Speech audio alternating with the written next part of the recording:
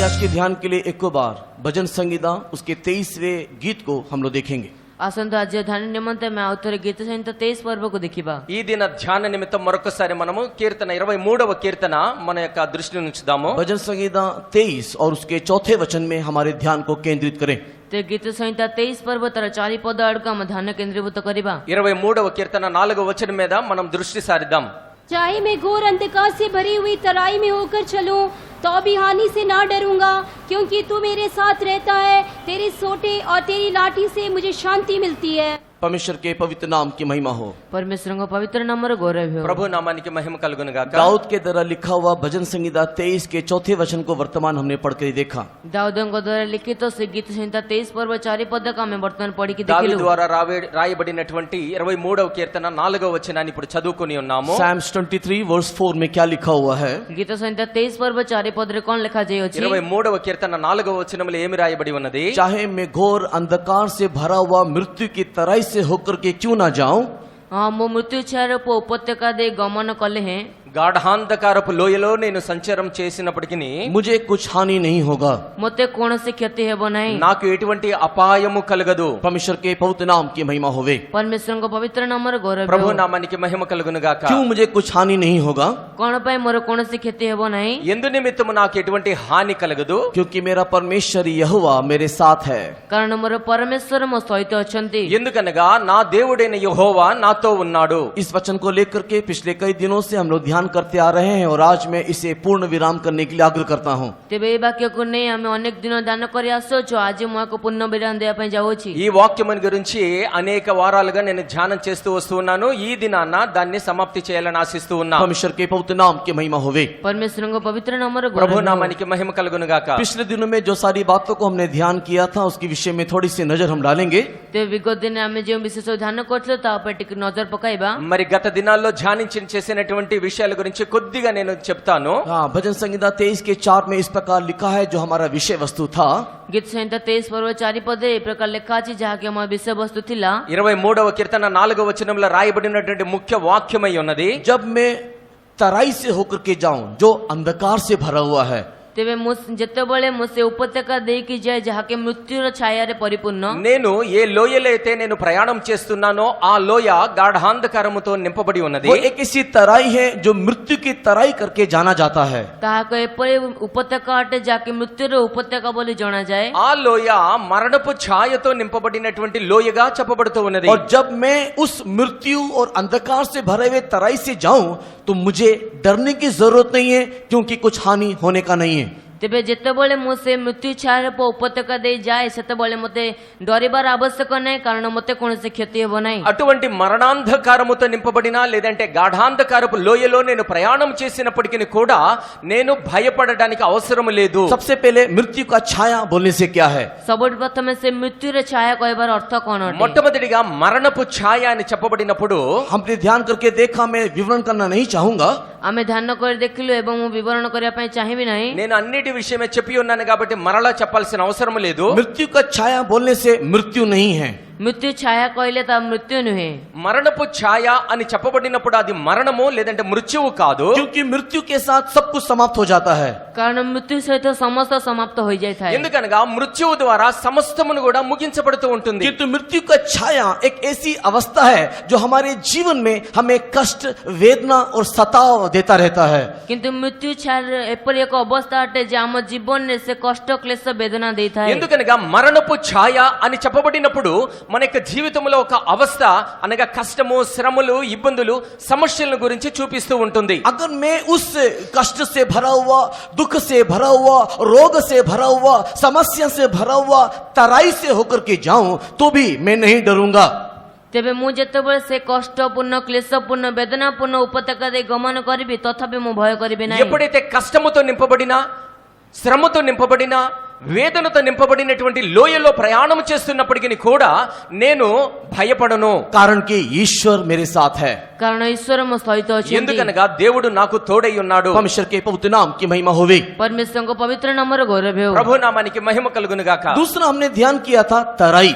ଦ୍ୱିତୀୟରେ ଆମେ ଧ୍ୟାନ କରିଥିଲୁ ଉପତ୍ୟକା, రెండవదిగా ధ్యానం చేసి ఉన్నాము లోయ. ये तराई का अनुभव हमारे जीवन में कब और कैसे आता है? ତେବେ ଏ ଉପତ୍ୟକାର ଅନୁଭବ କେତେବେଳେ ଆମ ଜୀବନରେ କିପରି ଆସିଥାଏ? ఈ లోయ అనేటువంటి అనుభవము మన యొక్క జీవితంలో ఎప్పుడు ఏ ప్రకారముగా వస్తుంది? अक्षरी रीति से बोलने से तराई बोलने का मतलब दो पहाड़ों के बीच में दिखाई देने वाला समतल भूमि को दिखाता है। ତେବେ ଆକ୍ଷରିକ ରୀତିରେ ଉପତ୍ୟକା କହିବାର ଅର୍ଥ ଦୁଇଟି ପାହାଡ଼ ମଧ୍ୟରେ ଦେଖାଯାଉଥିବା ସମତଳ ଭୂମିକୁ ଦେଖାଯାଏ। అక్షరార్థముగా గనక చూచినట్లయితే ఈ లోయ అనేటువంటిది ఒక సమతల ప్రదేశము, అది రెండు పర్వతముల మధ్య ఉండబడేటువంటిది. अगर इस 23 गीत में अगर दाऊद तराई के बारे में लिखता है ଯଦି 23 ଗୀତରେ ଦାଉଦ ସେ ଉପତ୍ୟକା ବିଷୟରେ ଲେଖନ୍ତି, దావీదు 23వ కీర్తనలో లోయను గురించి చెప్పినప్పుడు तो वो पहाड़ दो पहाड़ कहाँ हैं? ये नहीं तो कैसा है?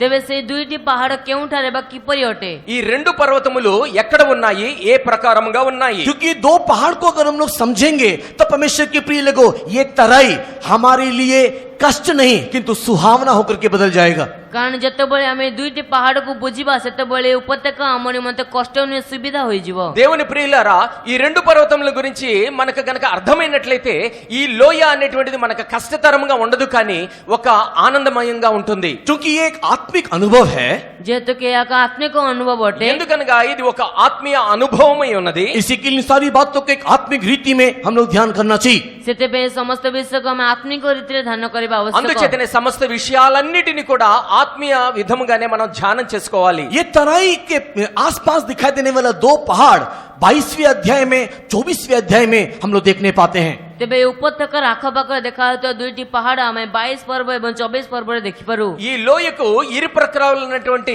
పర్వతాలని మనం 22వ కీర్తన 24వ కీర్తనలో రెండు పర్వతాలని మనం చూడగలుగుతూ ఉంటాం. भजन संगीता 22 में एक पहाड़, भजन संगीता 24 में एक दूसरा पहाड़, उसके बीच में भजन संगीता 23 एक तराई का अनुभव, एक समतल भूमि का अनुभव। ତେବେ ଗୀତ ସଂହିତା 22 ପର୍ବରେ ଗୋଟେ ପାହାଡ଼, ଗୀତ ସଂହିତା 24 ପର୍ବରେ ଗୋଟେ ପାହାଡ଼ ଏବଂ ଗୀତ ସଂହିତା 23 ପର୍ବରେ ଏକ ଉପତ୍ୟକା ସମତଳ ଭୂମି ଦେଖାଯାଉଛି। 22వ కీర్తనలో ఒక పర్వతము, 24వ కీర్తనలో మరొక పర్వతము, ఈ రెండిటి మధ్యలో 23వ కీర్తన ఒక సమతుల్యమైనటువంటి భూమినిగా లోయగా చూపిస్తూ ఉన్నది. भजन संगीता 22 में कौन सा पहाड़ दिखाई दे रहा है? ଗୀତ ସଂହିତା 22 ପର୍ବରେ କେଉଁ ପାହାଡ଼ ଦେଖାଯାଉଛି? 22వ కీర్తనలో ఏ పర్వతము రాయబడి ఉన్నది? जब हम लोग पहले वचन को पढ़ करके देखते हैं, ଯେତେବେଳେ ଆମେ ଏକ ପଦକୁ ପଢିକି ଦେଖିଥାଉ, 1వ వచనాన్ని మనం ఎప్పుడైతే ధ్యానం చేస్తూ वहां ఉన్నామో पर दाऊद प्रभु यीशु मसीह की वाणी को भविष्यवाणी स्वरूप बोल रहा है, हे परमेश्वर तूने मुझे क्यों छोड़ दिया? ସେଠାରେ ଦାଉଦ ଯୀଶୁଖ୍ରୀଷ୍ଟଙ୍କର କଥାକୁ ଭବିଷ୍ୟବାଣୀ କରି କହୁଅଛନ୍ତି, ହେ ପରମେଶ୍ୱର ତୁମେ ମୋତେ କାହିଁକି ପରିତ୍ୟାଗ କଲ? 1వ వచనం చూచినప్పుడు దావీదు యేసుక్రీస్తు యొక్క స్వరమును ఆయన చెబుతూ ఉన్నట్లుగా ఒక ప్రవచనము ద్వారా చెబుతూ ఉన్నాడు, నా దేవా నీవు నన్నేలా చేయి విడనాడితివి. यही आवाज को कि हे पिता तूने मुझे क्यों छोड़ दिया, प्रभु यीशु मसीह के द्वारा गोलगोता के पर्वत के ऊपर हमने प्रतिध्वनि होते हुए या गूंजते हुए हमने सुना। ତେବେ ସେହି ଶବ୍ଦ ଯେ ହେ ପରମେଶ୍ୱର ତୁମେ ମୋତେ କାହିଁକି ପରିତ୍ୟାଗ କଲ, ତାହା ପ୍ରଭୁ ଯୀଶୁଖ୍ରୀଷ୍ଟଙ୍କ ଦ୍ୱାରା ଗୋଲଗୋତା ପର୍ବତରେ ପ୍ରତିଧ୍ୱନି ହେବାର ଆମେ ଶୁଣିପାରୁ। ఇక్కడ రాయబడిన ప్రకారముగా నా దేవా నీవు నన్నేలా విడనాడితివి అని యేసుక్రీస్తు ప్రభు కల్వరి కొండ మీద సిలువం రాను మీద వ్రేలాడుతూ ఆర్త ధ్వనితో చెప్పబడుచున్నటువంటి మాటలు ఇక్కడ రాయబడి ఉన్నాయి. इस तराई का पहला अनुभव परमेश्वर के प्रिय लोगों एक गोलगोता का अनुभव।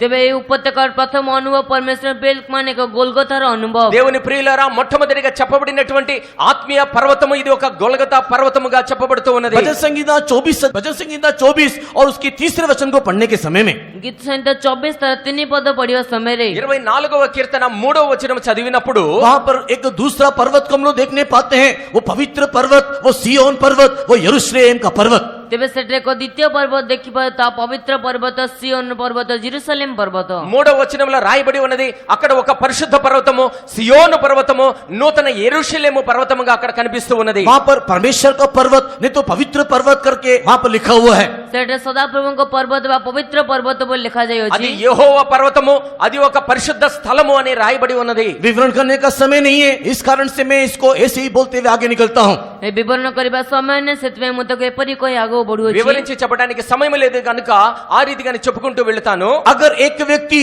गोलगोता के अनुभव को अपने जीवन में प्राप्त किया है, ଯଦି ଜଣେ ବ୍ୟକ୍ତି ଗୋଲଗତାର ଅନୁଭବକୁ ନିଜ ଜୀବନରେ ପ୍ରାପ୍ତ ఒకవేళ କରିଛନ୍ତି, ఒక వ్యక్తి తన యొక్క జీవితంలో గొల్గొతా అనుభవమును తన యొక్క జీవితంలో ప్రాప్తించిన తర్వాత गोलगोता का अनुभव क्या है? ସେ ଗୋଲଗତାର ଅନୁଭବ କଣ ଅଟେ? గొల్గొతా యొక్క అనుభవం ఏమిటి? मुझ जैसे पापी के लिए, मुझ जैसे दीनहीन व्यक्ति के लिए, मुझ जैसे नालायक के लिए मेरा यीशु कलवरी क्रूस में मरा। ମୋ ପରି ପାପୀ ନିମନ୍ତେ, ମୋ ପରି ଅଯୋଗ୍ୟ ନିମନ୍ତେ ମୋର ଯୀଶୁ ସେଇ କାଲଭାରୀ କ୍ରୁସରେ ମରିଲେ। నా వంటి పాపి అయిన వ్యక్తి నిమిత్తము, నా వంటి అయోగ్యుడైనటువంటి, నా వంటి దోషకుడైనటువంటి నిమిత్తము ప్రభువైన యేసుక్రీస్తు ఆ కల్వారి శిలువ మీద వేలాడబడి ఉన్నాడు. मेरे पाप के कारण मैं नरक में जाना चाहिए। ମୋର ପାପ କାରଣରୁ ମୁଁ ନରକରେ ଯିବା ଆବଶ୍ୟକ। నా పాపము నిమిత్తము నేను నరక పాత్రుడను. मेरे बुरे बुरे चिंता के कारण, मेरे बुरे बुरे विचारों के कारण, मेरे बुरे बुरे कर्मों के कारण इस पृथ्वी में भी, आने वाले राज्य में भी मुझे शांति नहीं मिलना चाहिए। ତେବେ ମୋର ମନ୍ଦ ଚିନ୍ତା ସକାଶୁ, ମୋର ମନ୍ଦ ଭାବ ସକାଶୁ ଆଉ ଏ ଦୁନିଆରେ ମଧ୍ୟ, ଆସୁଥିବା ଦୁନିଆରେ ମଧ୍ୟ ମୁଁ ଶାନ୍ତି ପାଇବା ଉଚିତ ନୁହେଁ। నా యొక్క దుష్ట తలంపులు, నా యొక్క చెడు కార్యముల నిమిత్తము కేవలం ఈ భూమి మీద మాత్రమే కాకుండా రానున్న దినాల్లో కూడా నా యొక్క జీవితంలో శాంతి అనేటువంటిది కలగకుండా ఉంటుంది. मरने के बाद नित्य नरक में मैं जाना चाहिए। ସେ ମରିଲା ପରେ నిత్య నరకରେ ଯିବା ఉଚିତ ନୁହେଁ। మరణించిన తర్వాత నేను నిత్య నరకాగ్నిలో పడిపోవాల్సినటువంటి వాడను. लेकिन पता नहीं कहां से एक परमेश्वर मेरे जीवन में आता है और मेरे सारे पापों को हरण करके कलवरी क्रूस में मेरे बदले में वो मरता है। ତେବେ ଜଣା ନାହିଁ କେଉଁଠାରେ ଏକ ପରମେଶ୍ୱର ଆସନ୍ତି ଏବଂ ମୋର ପାପ ସବୁକୁ ସେ ନିଜ ଉପରେ ନେଇ କାଲଭାରୀ କ୍ରୁସରେ ମୋ నిమిత్తం ହତ ହୁଅନ୍ତି। అయితే నాకు తెలియనటువంటి విషయం ఒకటి ఉన్నది. నా నిమిత్తము ఒక దేవుడు ఈ లోకములోనికి వచ్చి నా పాపములను తన మీద పెట్టుకొని నా నిమిత్తము కల్వారి శిలువలో వేలాడదీయబడి నాకు క్షమాపణ కలగ చేసి ఉన్నాడు. यीशु के उस महान और अद्भुत प्रेम के द्वारा मेरे पाप से, मुझे बोझ से, हर एक अंधकार से छुटकारा मिलता है। इस पृथ्वी में भी, आने वाले राज्य में भी शांति मिलता है। ଯୀଶୁଙ୍କର ସେ ମହାନ ପ୍ରେମ ଦ୍ୱାରା ମୋର ସମସ୍ତ ପାପରେ ମୋତେ ମୁକ୍ତି ମିଳେ ଏବଂ এই ଦୁନିଆ, এই ପୃଥିବୀରେ, ଆସୁଥିବା ପୃଥିବୀରେ ମୋତେ ସାନ୍ତ୍ୱନା ମିଳେ। దేవుని యొక్క మహాకృప ద్వారా ఈ లోకములో జీవించుచున్నప్పుడే నా యొక్క పాపములకు ప్రాయశ్చిత్తము కలగజేసి ఉన్నాడు. కేవలం ఇప్పుడు మాత్రమే కాకుండా రాబోయే దినాల్లో, రానున్న లోకములో కూడా నాకు శాంతిని అనుగ్రహిస్తూ ఉన్నాడు. हाँ, परमेश्वर के प्रिय लोगों, हमें इस पृथ्वी में भी, आने वाले राज्य में भी शांति देने के लिए, सुकून देने के लिए, आनंद देने के लिए, तसल्ली देने के लिए, आरोग्य देने के लिए यीशु मसीह कलवरी क्रूस में मरा। ହଁ ପ୍ରଭୁ ପରମେଶ୍ୱର ପ୍ରିୟ ଲୋକମାନେ, ଏଇ ପୃଥିବୀରେ ବା ଆସୁଥିବା ରାଜ୍ୟରେ ଆମକୁ ଶାନ୍ତି, ସାନ୍ତ୍ୱନା, ସୁଖ ଦେବା ନିମନ୍ତେ ଆମ ଯୀଶୁ ଖ୍ରୀଷ୍ଟ କାଲଭାରୀ କ୍ରୁସରେ మరిలే। దేవుని ప్రియులారా, ఈ లోకములో జీవించుచున్నప్పుడు మాత్రమే కాకుండా రానున్న దినానములో నిత్య రాజ్యములో కూడా మనందరికీ కూడా ఒక శాంతి, సమాధానమును, ఆరోగ్యమును, ఆనందమును కలిగజేసే నిమిత్తం ప్రభువైన యేసు ఆ కల్వారి శిలువ మీద వేలాడదీయబడి ఉన్నాడు. जो भी कोई अपने पापों को कबूल करते हुए, ଯେ କେହି ନିଜ ପାପକୁ ସ୍ୱୀକାର କରି, ఎవరైతే తమ యొక్క పాపముల నిమిత్తం పశ్చాత్తాపపడతారో, मैं अयोग्य हूं इस बात को अनुभव करते हुए, ମୁଁ ଯେ ଅଯୋଗ୍ୟ ଏ ବିଷୟକୁ ଅନୁଭବ କରି, నేను అయోగ్యుడను అనేటువంటి మాట అనుభవములనికి తీసుకున్నప్పుడు, मेरे चिंता में, मेरे कामों में, मेरे क्रिया में मैं पापी हूं इस बात को मानते हुए, ମୋର ଚିନ୍ତାରେ, ମୋ କାର୍ଯ୍ୟରେ, କର୍ମରେ ମୁଁ ପାପୀ ଅଟେ ଏ ବିଷୟକୁ ମାନି, నా యొక్క ఆలోచనలలో, నా యొక్క కార్యములలో కేవలము నేను పాపిని అని అతను గనక స్వీకరించినట్లయితే, यीशु मसीह के कदमों में, कलवरी क्रूस के पास में पाप क्षमा के लिए आने से यीशु मसीह किसी को भी इनकार नहीं करता है। ଯେବେ ଯୀଶୁ ଖ୍ରୀଷ୍ଟଙ୍କ ପାଖକୁ କାଲଭାରୀ କ୍ରୁସ ନିକଟରେ ପାପର କ୍ଷମା ନିମନ୍ତେ ଆସିଲେ ଯୀଶୁ ଖ୍ରୀଷ୍ଟ କାହାକୁ ମନା କରନ୍ତି ନାହିଁ। అటువంటి వారు గనక యేసుక్రీస్తుని అంగీకరించి యేసుక్రీస్తు యొక్క సిలువ దగ్గరికి గనక వచ్చినట్లయితే ఆయన ఎంత మాత్రము కూడా త్రోసివేయడు. परमेश्वर के बहुत नाम की महिमा होवे। ପରମେଶ୍ୱରଙ୍କ ପବିତ୍ର ନାମର ଗୌରବ ప్రభు ହେଉ। నామానికి మహిమ కలుగును గాక. जो भी कोई यीशु मसीह के पास आता है उसे वो किसी भी रीति से रद्द नहीं करता, मना नहीं करता करके यीशु मसीह ने कहा। ତେବେ ଯେ କେହି ଯୀଶୁ ଖ୍ରୀଷ୍ଟଙ୍କ ପାଖକୁ ଆସେ ସେ ତାକୁ କୌଣସି ରୀତିରେ ବାହାର କରିଦିଅନ୍ତି ନାହିଁ ବୋଲି ଯୀଶୁ ଖ୍ରୀଷ୍ଟ ନିଜେ ఎవరైనా କହିଲେ। సరే మన ప్రభు అయిన యేసుక్రీస్తు చెంతకు గనక వచ్చినట్లయితే ఆయన ఎంత మాత్రము కూడా త్రోసివేయుడు, తృణీకరించబడని యేసుక్రీస్తు సొంతంగా చెబుతూనే ఉన్నాడు. पढ़ेंगे यूहन्ना रचित सुसमाचार में यीशु मसीह ने किस प्रकार कहा, उसके 6 अध्याय 37 वचन, John the gospel chapter 6 verse 37। ଯୋହନ ଲିଖିତ ସୁସମାଚାର ତା 6 ପର୍ବର 36 ପଦ। యోహాను సువార్త 6వ అధ్యాయం 37వ వచనములో ఏ రీతిగా ప్రభు చెబుతున్నాడో దయచేసి చదవండి. जो कुछ पिता मुझे देता है वह सब मेरे पास आएगा और जो कोई मेरे पास आएगा उसे मैं कभी ना निकालूंगा। परमेश्वर के पवित्र नाम की महिमा होवे। परमेश्वर पवित्र नाम गौरव हो। ప్రభు నామానికి మహిమ కలుగును గాక। यीशु मसीह बोल रहा है, कोई भी व्यक्ति धर्मी, शुद्ध, अच्छा, संपन्न, धनी, ज्ञानी, शिक्षित ऐसे लोगों के लिए नहीं बोल रहा है। कोई भी व्यक्ति किसी भी प्रकार की अवस्था में, किसी भी प्रकार के पाप से, किसी भी प्रकार के बोझ के साथ मेरे पास अर्थात यीशु के पास आने से यीशु उसको इनकार नहीं करता है। तेबे जीशु ख्रीष्ट एठरे कोनसे ज्ञानी बा एपरि धनी व्यक्ति विषय कहूनांती, किंतु जे कोनसे व्यक्ति जदि कोनसे पाप क्षमा निमंते मो पाखु आसे से कहउछन्ते मु तो केबे मना करिबि नाही। యేసుక్రీస్తు కేవలము ధనికుల నిమిత్తం కానీ, నీతిమంతుల నిమిత్తం కానీ, మంచివారి నిమిత్తం మాత్రం ఈ విషయం చెప్పటం లేదు. కానీ పాపముతో, భారముతో, దోషముతో నింపబడినటువంటి వారు ఎవరైనా సరే ఆయన దగ్గరికి వస్తే ఆయన ఎంత మాత్రము కూడా బయటికి త్రోసివేయను అని ప్రభు చెబుతూ ఉన్నాడు। परमेश्वर के पवित्र नाम की महिमा होवे। परमेश्वर को पवित्र नाम गौरव हो। ప్రభు నామానికి మహిమ కలుగును గాక। प्रभु यीशु मसीह के कलवरी क्रूस के मृत्यु के कारण यीशु मसीह के पास आने का हियाब हमें प्राप्त हुआ है। ते प्रभु जीशु ख्रीष्ट काल्वरी क्रूस मृत्यु सकाशो ते प्रभु जीशु को पाखु आसेबार अधिकार हमको मिलियो छी। యేసుక్రీస్తు యొక్క కల్వారి శిలువ మరణము ద్వారా యేసుక్రీస్తు యొద్దకు వచ్చేటువంటి ధైర్యము మనకు కలిగి ఉన్నది। इसी के लिए इब्रानी की किताब उसके 4 अध्याय 16 वचन में लिखा हुआ है, कोई भी व्यक्ति यीशु मसीह के सम्मुख में, उस अनुग्रह के सिंहासन के सम्मुख में हियाब के साथ आ सकता है। सेतिपे एब्री पुस्तक 4:16 पद लिखा अछि, जे कोनसे व्यक्ति से अनुग्रह सिंहासन सम्मुखरे साहस्र सहित आसी पारे। అందుచేతనే హెబ్రీయులకు రాసిన పత్రిక 4వ అధ్యాయం 16వ వచనములో రాయబడుతూ ఉన్నది, ఎవరైనా సరే కృప పొందినట్లు ఆ కృపా సింహాసనము దగ్గరికి ధైర్యంగా వచ్చేలా ప్రభు అనుగ్రహించి ఉన్నాడు। कोई भी व्यक्ति उसकी दया पाने के लिए, यीशु मसीह की करुणा पाने के लिए, उससे क्षमा पाने के लिए, उससे मुक्ति पाने के लिए आने से यीशु उसको इनकार नहीं करेगा। जे कोनसे व्यक्ति दया पाइबा निमंते से अनुग्रह पाइबा निमंते कृपा पाइबा निमंते जीशु को पाखु आसले यीशु ख्रीष्ट तक मना कर देबे नाही। ఏ వ్యక్తి అయినను సరే ఆయన యొద్ద కృప, దయ, అనుగ్రహం పొందేటప్పుడు ఆయన యొద్దకు గనుక వచ్చినట్లయితే ఆయన ఏ మాత్రమును కూడా బయటికి త్రోసివేయడు। यही गोलगोता का अनुभव है। तहा ही गोलगोतार अनुभव अटे। అదే గొల్గొతా యొక్క అనుభవమై ఉన్నది। कोई यीशु ने कलवरी क्रूस में हमारे लिए किया वो अनुभव है। तहा ही जीशु ख्रीष्ट काल्वरी क्रूस रे हमर निमंते करिथिबा अनुभव अटे। అదే మన ప్రభు అయిన యేసుక్రీస్తు మనందరి నిమిత్తము కల్వారి శిలువలో చేసినటువంటి అనుభవమై ఉన్నది। उस गोलगोता के अनुभव में उद्धार है। से गोलगोतार अनुभव रे उद्धार अछि। ఆ గొల్గొతా అనుభవములో రక్షణ ఉన్నది। उस गोलगोता के अनुभव में शांति है। से गोलगोतार अनुभव रे शांति ఆ अछि। గొల్గొతా అనుభవములో శాంతి ఉన్నది। उस गोलगोता के अनुभव में एक नया जीवन है। से गोलगोतार अनुभव एक नूतन जीवन अछि। ఆ గొల్గొతా అనుభవములో నూతన జీవం उस ఉన్నది। गोलगोता के अनुभव में एक नया मार्ग है। से गोलगोतार अनुभव रे एक नूतन मार्ग ఆ अछि। గొల్గొతా అనుభవములో నూతన మార్గము वहां ఉన్నది। पर विश्वास है, वहां पर आशा है। जेउठारे विश्वास अछि सेठारे आशा अछि। దానిలో మనకు నిరీక్షణ ఉన్నది, ఒక ఆశ ఉన్నది। कोई भी उसकी ओर देखने वाले लज्जित नहीं होते हैं। केही मध्ये तांका को देखुवा लोक लज्जित हेबे దాని नाही। వైపు చూస్తున్నటువంటి వాడు ఎవడు కూడా సిగ్గుపడడు। परमेश्वर के पवित्र नाम की महिमा होवे। परमेश्वर को पवित्र नाम रे गौरव ప్రభు हो। నామానికి మహిమ కలుగును గాక। लेकिन वो अनुभव यीशु हमको क्यों देता है? किंतु सही अनुभव जीशु हमको कोन पे दियंती? అటువంటి అనుభవము యేసు మనకి ఎందుకు ఇస్తాడు? क्यों यीशु हमारे कलवरी क्रूस में मरा? कोन पे जीशु हम निमंते कल्वरी क्रूस रे मरिले? ఎందు నిమిత్తము యేసు మన నిమిత్తము కల్వారి శిలువలో మరణించి ఉన్నాడు? इस पृथ्वी में शांति देने के लिए नहीं, ए पृथ्वी रे हमको शांति देबा निमंते नुहे। ఈ భూమి మీద శాంతినిచ్చు నిమిత్తము కాదు। इस पृथ्वी में थोड़ा सा लंबा उम्र देने के लिए नहीं,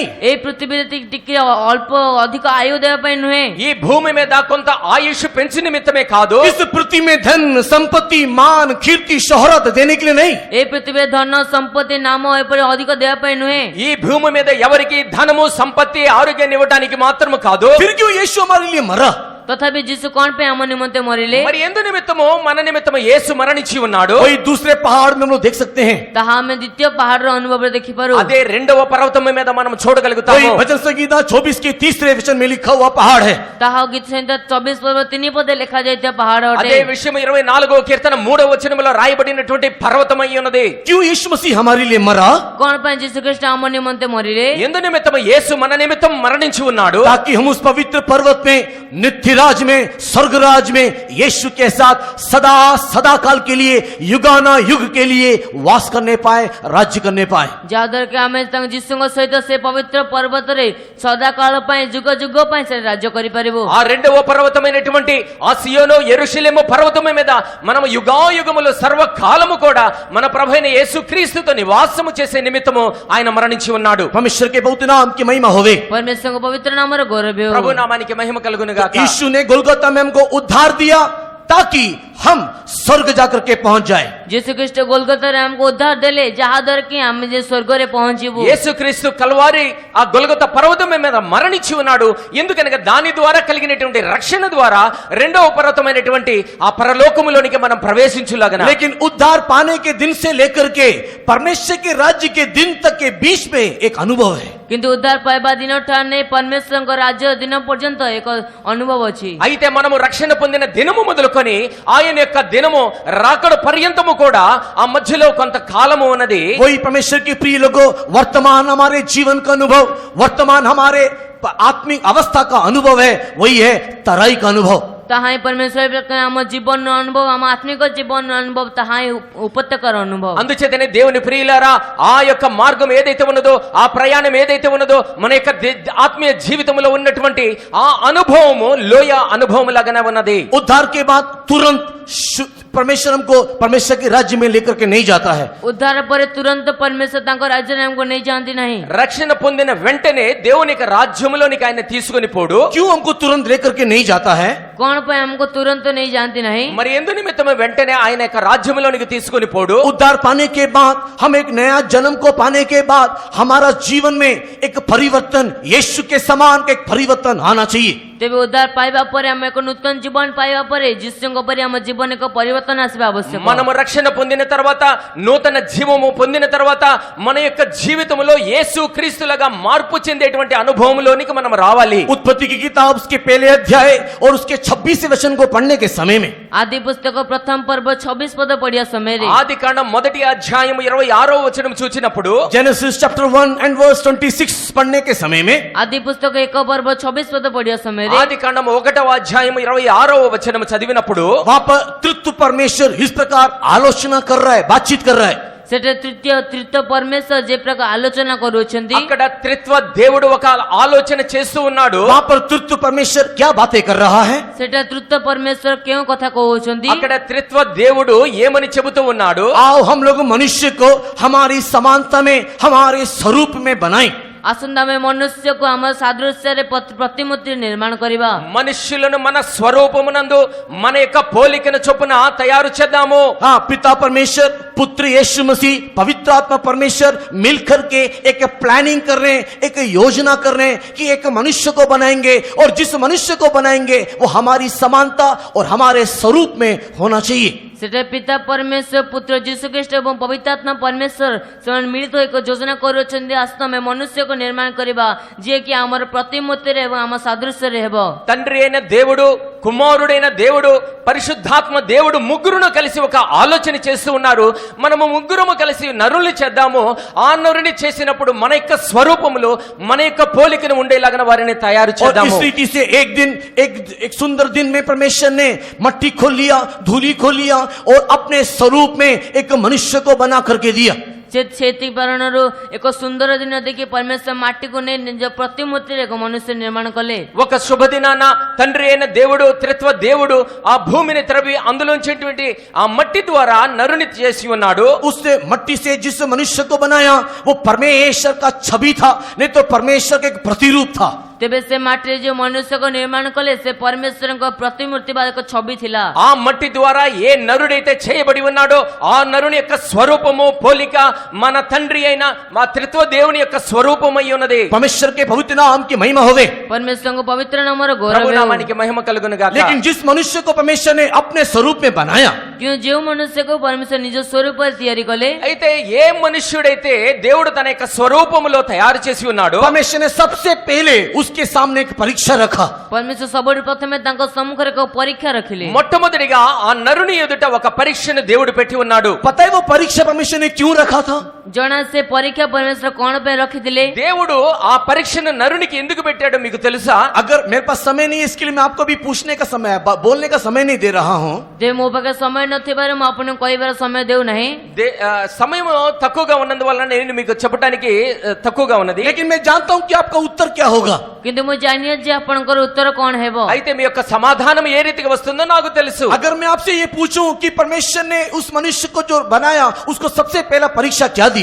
ତେବେ ଯଦି ମୁଁ ଆପଣଙ୍କୁ ପଚାରେ ଯେ ପରମେଶ୍ୱର ସେ ଯୋଉ ମନୁଷ୍ୟକୁ ନିର୍ମାଣ କଲେ ତା ସବୁଠୁ ପ୍ରଥମ ପରୀକ୍ଷା କଣ ଦେଲେ? ఎప్పుడైతే దేవుడు నరుని చేసిన తర్వాత అతనికి ఎదురుగా పెట్టినటువంటి మొట్టమొదటి పరీక్ష ఏమిటి అని నేను మిమ్మల్ని గనక అడిగినట్లయితే आप में से अधिकांश लोग बोलेंगे कि फल नहीं खाना चाहिए करके। ତେବେ ଆପଣଙ୍କର ଅଧିକ ଲୋକ କହିବେ ଯେ ଫଳ ଖାଇବେ ନାହିଁ ବୋଲି। మీలో ఎక్కువ మంది చెబుతారు ఆ ఫలమును నీవు తినవద్దు అని। कितने लोग सहमत हैं कि हाँ यही आदम के लिए नहीं तो मनुष्य के लिए सबसे पहला परीक्षा था? କେତେ ଲୋକ ଏ କଥା ସହମତ ହେବେ ଯେ ହଁ ଆଦମଙ୍କ ନିମନ୍ତେ ପ୍ରଥମ ପରୀକ୍ଷା ଥିଲା? ఆ ఎంతమంది ఆదాముకి ఇవ్వబడినటువంటి మొట్టమొదటి పరీక్ష అదే అని ఎంతమంది మీరు నమ్ముతూ ఉన్నారు? बोले हाथ खाली ले बोलिए। ସେମାନେ ହାତ ଉଠେଇ ହାଲେଲୁୟା ఆ କୁହନ୍ତୁ। చేతులు ఎత్తి పైకెత్తి హల్లెలూయా చెప్పండి। नहीं तो भी आपको बोलना पड़ेगा क्या है परीक्षा करके। ନଚେତ ଆପଣଙ୍କୁ କହିବାକୁ ପଡିବ ଯେ ପରୀକ୍ଷା କଣ ଅଟେ। లేకపోతే మీరే చెప్పాల్సి ఉంటుంది ఆ పరీక్ష ఏమిటి అని। ठीक है अभी आप लोग बोलेंगे सबसे पहला परीक्षा आदम के लिए क्या था? ତେବେ ଏବେ ଆପଣମାନେ କହିବେ ସବୁଠୁ ପ୍ରଥମ ପରୀକ୍ଷା ଆଦମ ନିମନ୍ତେ କଣ ଅଟେ? ఆదాము విషయమై పెట్టబడినటువంటి మొట్టమొదటి పరీక్ష ఏంటో నేను చెబుతాను। Temptation okay. और कुछ जवाब? अपने लिए स्त्री चुनना रियली वुमेन वुमेन परमेश्वर के नाम की महिमा। और कुछ जवाब? सबसे पहला परीक्षा क्या था? ସବୁଠୁ ପ୍ରଥମ ପରୀକ୍ଷା କଣ ଥିଲା? మొట్టమొదటి పరీక్ష ఏమిటి? फर्स्ट टेस्ट आदम के लिए क्या था? ପ୍ରଥମ ପରୀକ୍ଷା ଆଦମଙ୍କ ନିମନ୍ତେ କଣ ଥିଲା? ఆదాము నిమిత్తం ఉంచబడినటువంటి మొట్టమొదటి పరీక్ష ఏమిటి? हड्डी ओबीडियंट है? बोला क्या नाम रखने के लिए बोला? नहीं नहीं बोला कैसा लिखा है? बोला करके लिखा है। परमेश्वर के नाम की महिमा हो। परमेश्वरଙ୍କ ନାମର ଗୌରବ ହେଉ। ప్రభు నామానికి మహిమ కలుగును గాక। आप सबने सही जवाब दिया।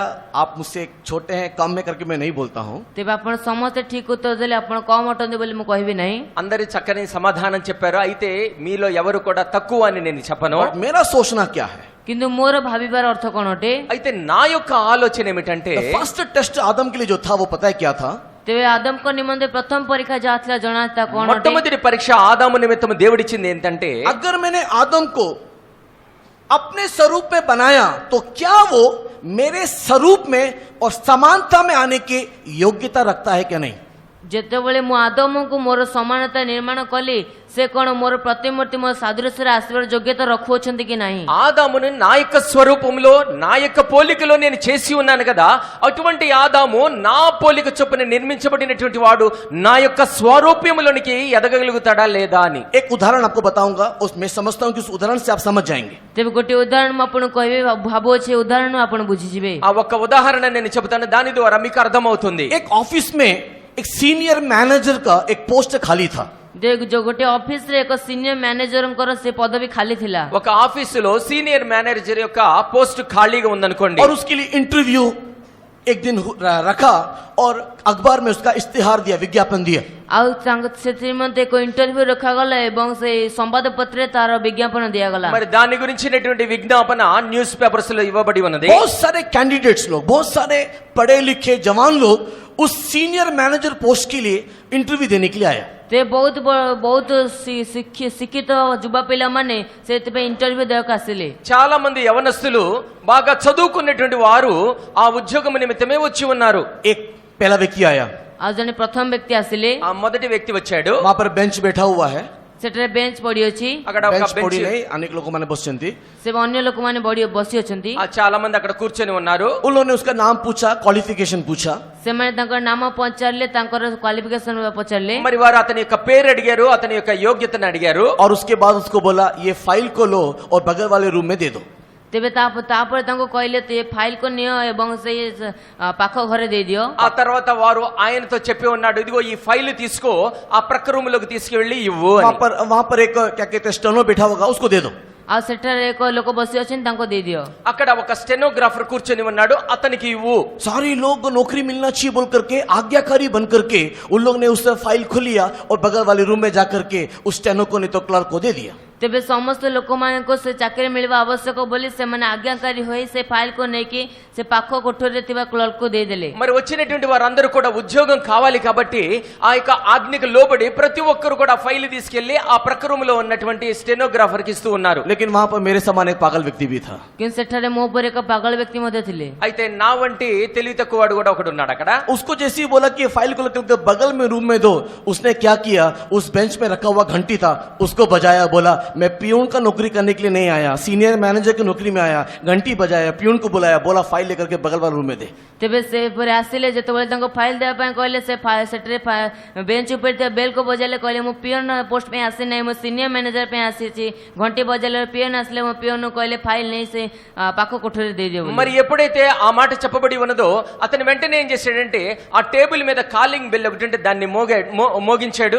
నేను ప్యూన్ ఉద్యోగం కోసం రాలేదు, కానీ నేను సీనియర్ మేనేజర్ ఉద్యోగానికి వచ్చాను కాబట్టి ఈ పని నాది కాదు। ఆ ప్యూన్ వచ్చిన తర్వాత అతనికి ఇచ్చి అతని ద్వారా ప్రక్కలో ఉన్నటువంటి స్టెనోగ్రాఫర్కి పంపించాడు। अभी आप लोग बोलो, ये 10 लोग जो आज्ञाकारी थे और ये 11 व्यक्ति जो यहाँ पर अधिक दिखाया, बेल बजाया, प्यून को बुलाया, फाइल दिया, इसमें से किसको नौकरी मिला होगा? ତେବେ ଆପଣ କୌଣ ସେ 10 ଜଣ ଲୋକ ଏବଂ ଏ 11ତମ ଲୋକ ଯିଏକି ବେଲ୍ ବଜାଇ ପିଅନକୁ ମାଗି ଫାଇଲ ଦେଲା, ତାଙ୍କ ମଧ୍ୟରୁ କାହାକୁ ସେ ଚାକିରି ମିଳିଥିବ? ఇప్పుడు మీరు చెప్పండి, 10 మందిలో ఆ మిగిలినటువంటి వారు ఎవరైతే ఆజ్ఞను పాటించారో వారికి ఉద్యోగం వచ్చిందా, లేదంటే ఆ బెల్లు మోగించి పియూన్ ద్వారా పని జరిగించినటువంటి వారికి ఆ ఉద్యోగం వచ్చిందా? किसको मिला? କାହାକୁ ମିଳିଲା? ఎవరికి దొరికింది? ओबीडियंट, आज्ञा मानने वाला, फाइल को लेकर के चुपचाप जाकर के देने वाला, उसको मिला क्या नौकरी? ସେ ଫାଇଲ ନେଇ ଆଜ୍ଞାକାରୀ ହୋଇଥିବା ଚୁପଚାପ ନେଇ ଫାଇଲ ଦେଇଥିବା ଲୋକକୁ ମିଳିଲା କି?